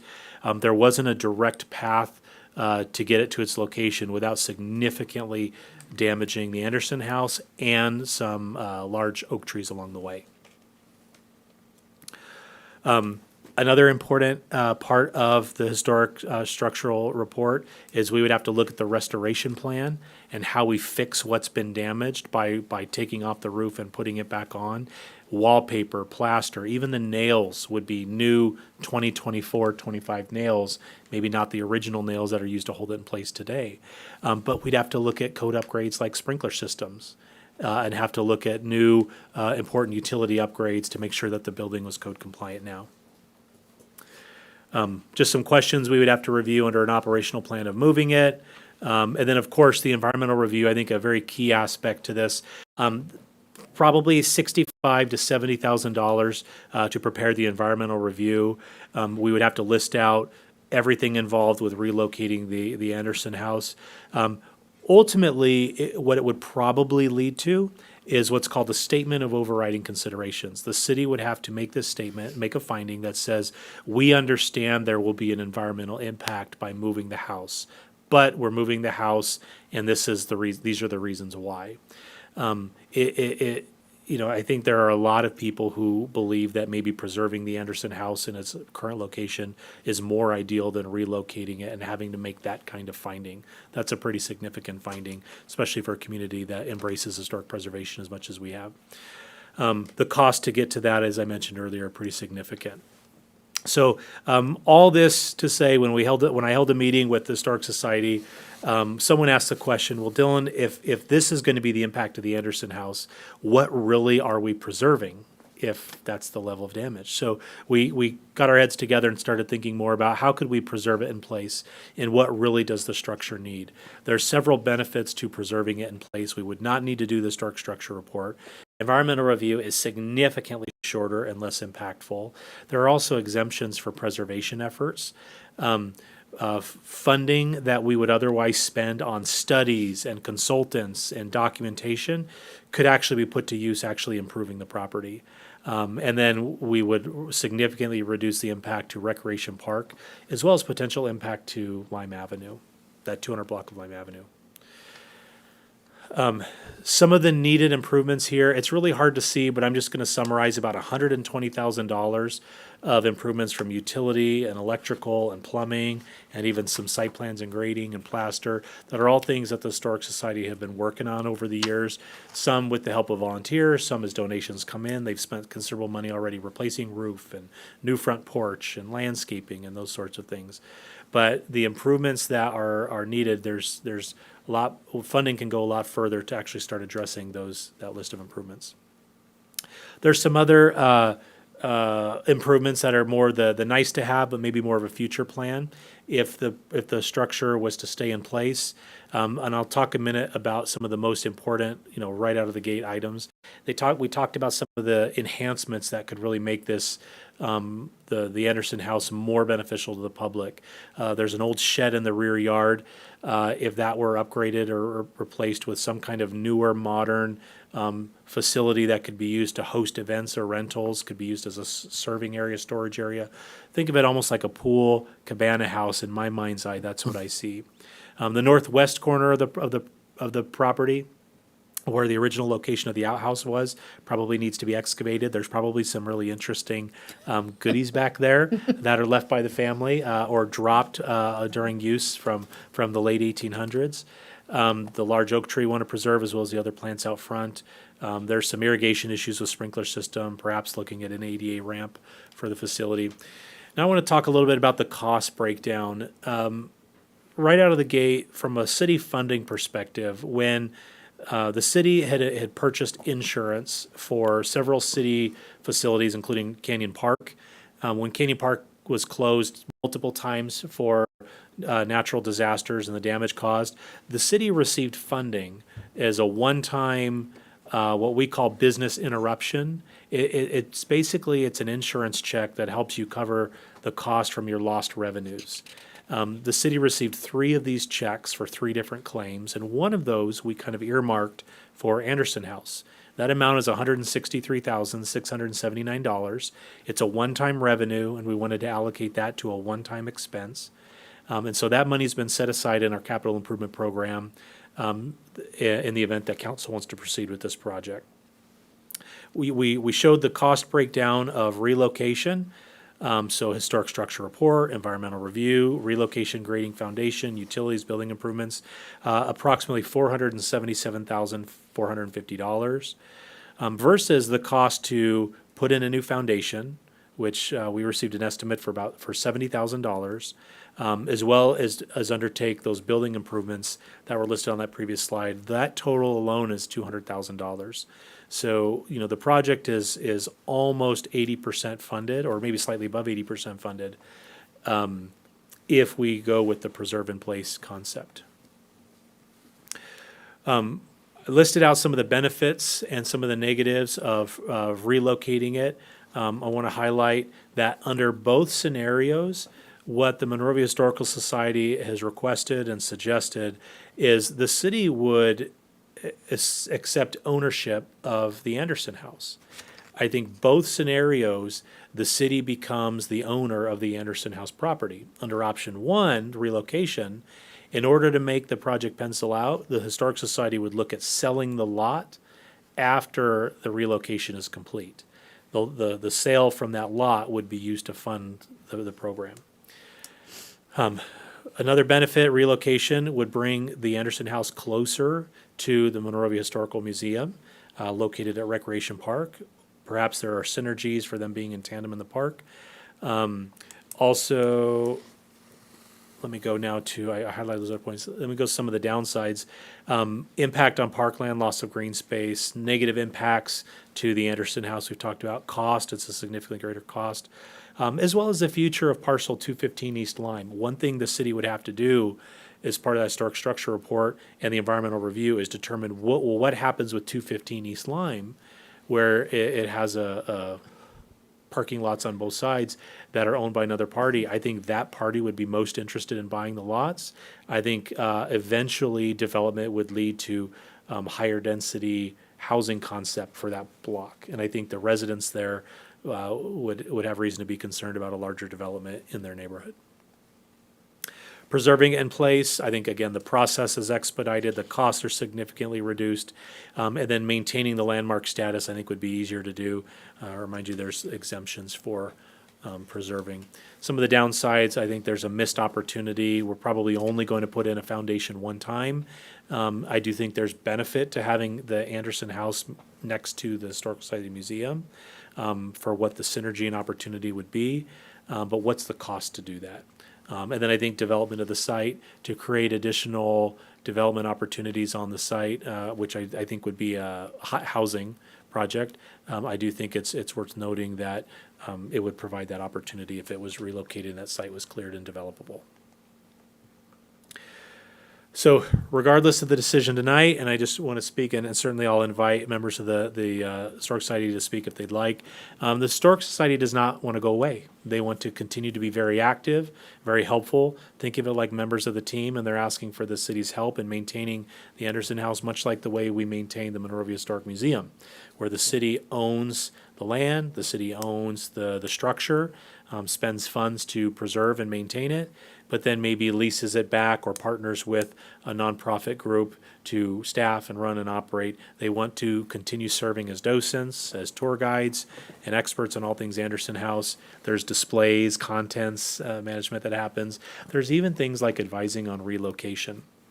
What kind of wallpaper, what color wallpaper, there are lighting fixtures they could help us advise on. They will continue to undertake their Monrovia Legacy project. And then, of course, if the space becomes a a city asset for events, activities, and programs. There's better opportunities for them to be more involved in hosting events, small little gatherings within the Anderson House itself. So should the city council like to proceed with the concept? Really, we need direction from city council on, do we want to proceed with preparing all the necessary documents for a transfer of the Anderson House, the property and the structure to the city of Monrovia? First steps for us is we would obtain a preliminary title report. We would ask City Attorney's Office to assist with a quitclaim deed. The Monrovia Historic Society would donate the property free and clear to the City of Monrovia. As council is aware from some past decisions in accordance with government code, the Planning Commission would have to make a determination that acquisition of this property is consistent with the Monrovia General Plan. For the fact that it's currently zoned public, quasi-public, I think will help in that case. And then we would return to the city council to approve necessary resolutions, agreements, and documents at a later time. So that would all be done. This is a little bit different where the city is not purchasing the property. We're not having to perform an appraisal or due diligence period. We would probably undertake a little bit of that work, but we would come back to you with a resolution to accept the donated property at a later time, if you're amenable. That concludes my presentation. I'd be happy to answer any questions. My contact information is here. Links to the city manager update is there. And I want to thank Penny and Sandy for sitting through the meeting. Be happy to answer any questions you might have. Any questions of Dylan? I did have a question. I'm curious, the parking lot, that could be developed whether the house stays or not, correct? Correct. And, when we first talked about relocating, it sounded like such a great idea, right, Sandy? But then you have to literally take the home apart to move it, it really loses interest very quickly. But if there are no questions of Dylan or comments, I have comments. Oh. I'm in favor of preserving it in place. I think that by preserving it in place, we really preserve the historic integrity of the structure. If I may make this analogy, and I think our city manager could appreciate this analogy, it's like having a historic car. Once you replace all the parts with replacement new parts, even though they may look like the original, it's not the historic car. It's not that vintage car anymore. It's a replica. And I think that by moving it, making all those changes, apart from the expense, it's not the same home anymore. I think that we're looking at a very significant, irreplaceable historic structure. It should be preserved in place. Its location is proximate to Monrovia's Old Town. Even its location is historical in nature, and it should be there close to Old Town. Maybe we need to do something to tie in Old Town with that location so that some of the visitors in Old Town could visit it. That's something we probably need to look into. And the expense, it's more than double the cost of moving it rather than preserving it in place. So I think that this is the way to go. And there's additional thing related to Recreation Park. I've grown up in Monrovia, and I remember when Rec Park had much more green space. Yes, the YMCA is a great addition, but it took up so much green space. There isn't that much green space left. There's so much structures and uses there at the park, at Rec Park. By moving it there, it'll take up what little green space, open space is left. So I think in that aspect, it'll even have a negative impact by relocating it to Rec Park. So I think that most of the arguments argue strongly in favor of preserving the Anderson home in its original place. Thank you. I agree with a lot of the sentiment that, and the same points that you were brought up, Councilmember Jimenez, and I think they're really valid. And I think it is unique to go to a house and maybe if we can make some of the minor modifications to the backyard, but I think that so many of those features that we'd see, we could imagine that a family used to grow up not just inside the house, but outside the house, right? I mean, you have these really old historic trees and plants as well. And just the memories that were made there, as much as the memories that were made inside the house or on the lawn. But it probably wasn't a lawn, but it was a front yard at least, right? At the time. So I think, and you're right, I think there's great connection points between, the city center and that house, and there's ways to make those even more relevant. And thanks to the Monrovia Historical Society for taking care of it so long, and also it sounds like to help continue to look over it, look after it. And that was the only addition I was going to say. Is I saw a long list. I was hoping we could also make sure we have some type of agreement between the organization as well, how they would want to participate in that in the future, so that you guys could figure out what you want to do and how often and who gets keys and such, right? So thanks. Well, I agree. yeah, like I said. agree. Do we need a motion tonight, It's or- not good to relocate it in the beginning, but then the details got in the way. Do we Hey, have- Becky, of it, perhaps before we vote on it, ask if there's any public comment? Yeah. Yes. Would you, we're just going to drag you up here, Sandy.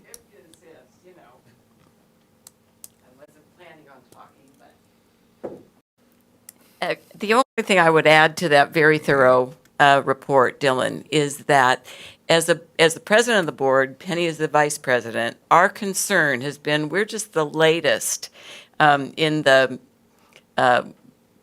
caretakers. And there's been an ebb and flow of people who age out. And so our concern is that the house itself is preserved for perpetuity.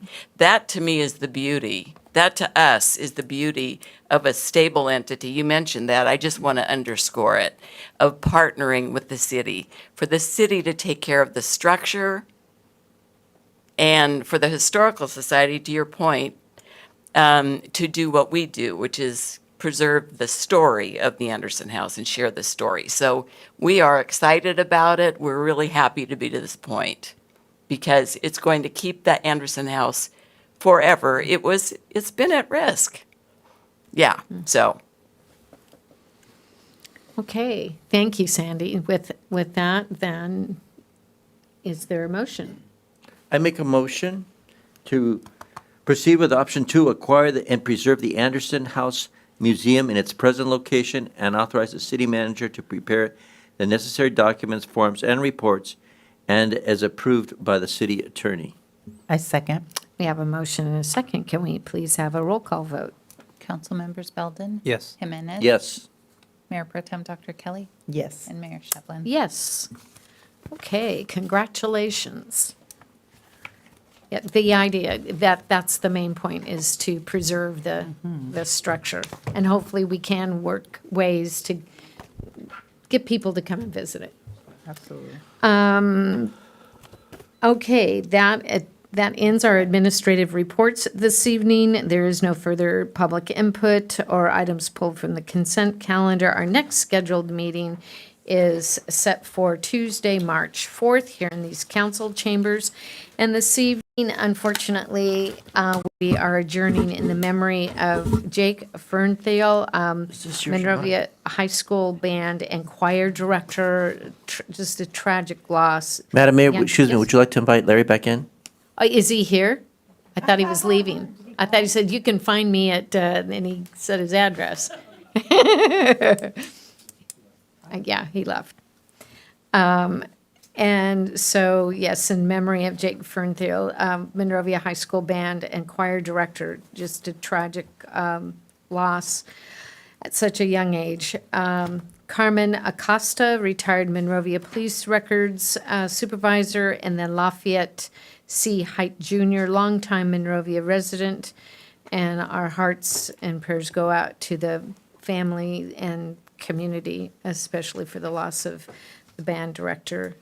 So with that, then, we are adjourned. It is 9:40 p.m. Thank you for joining us.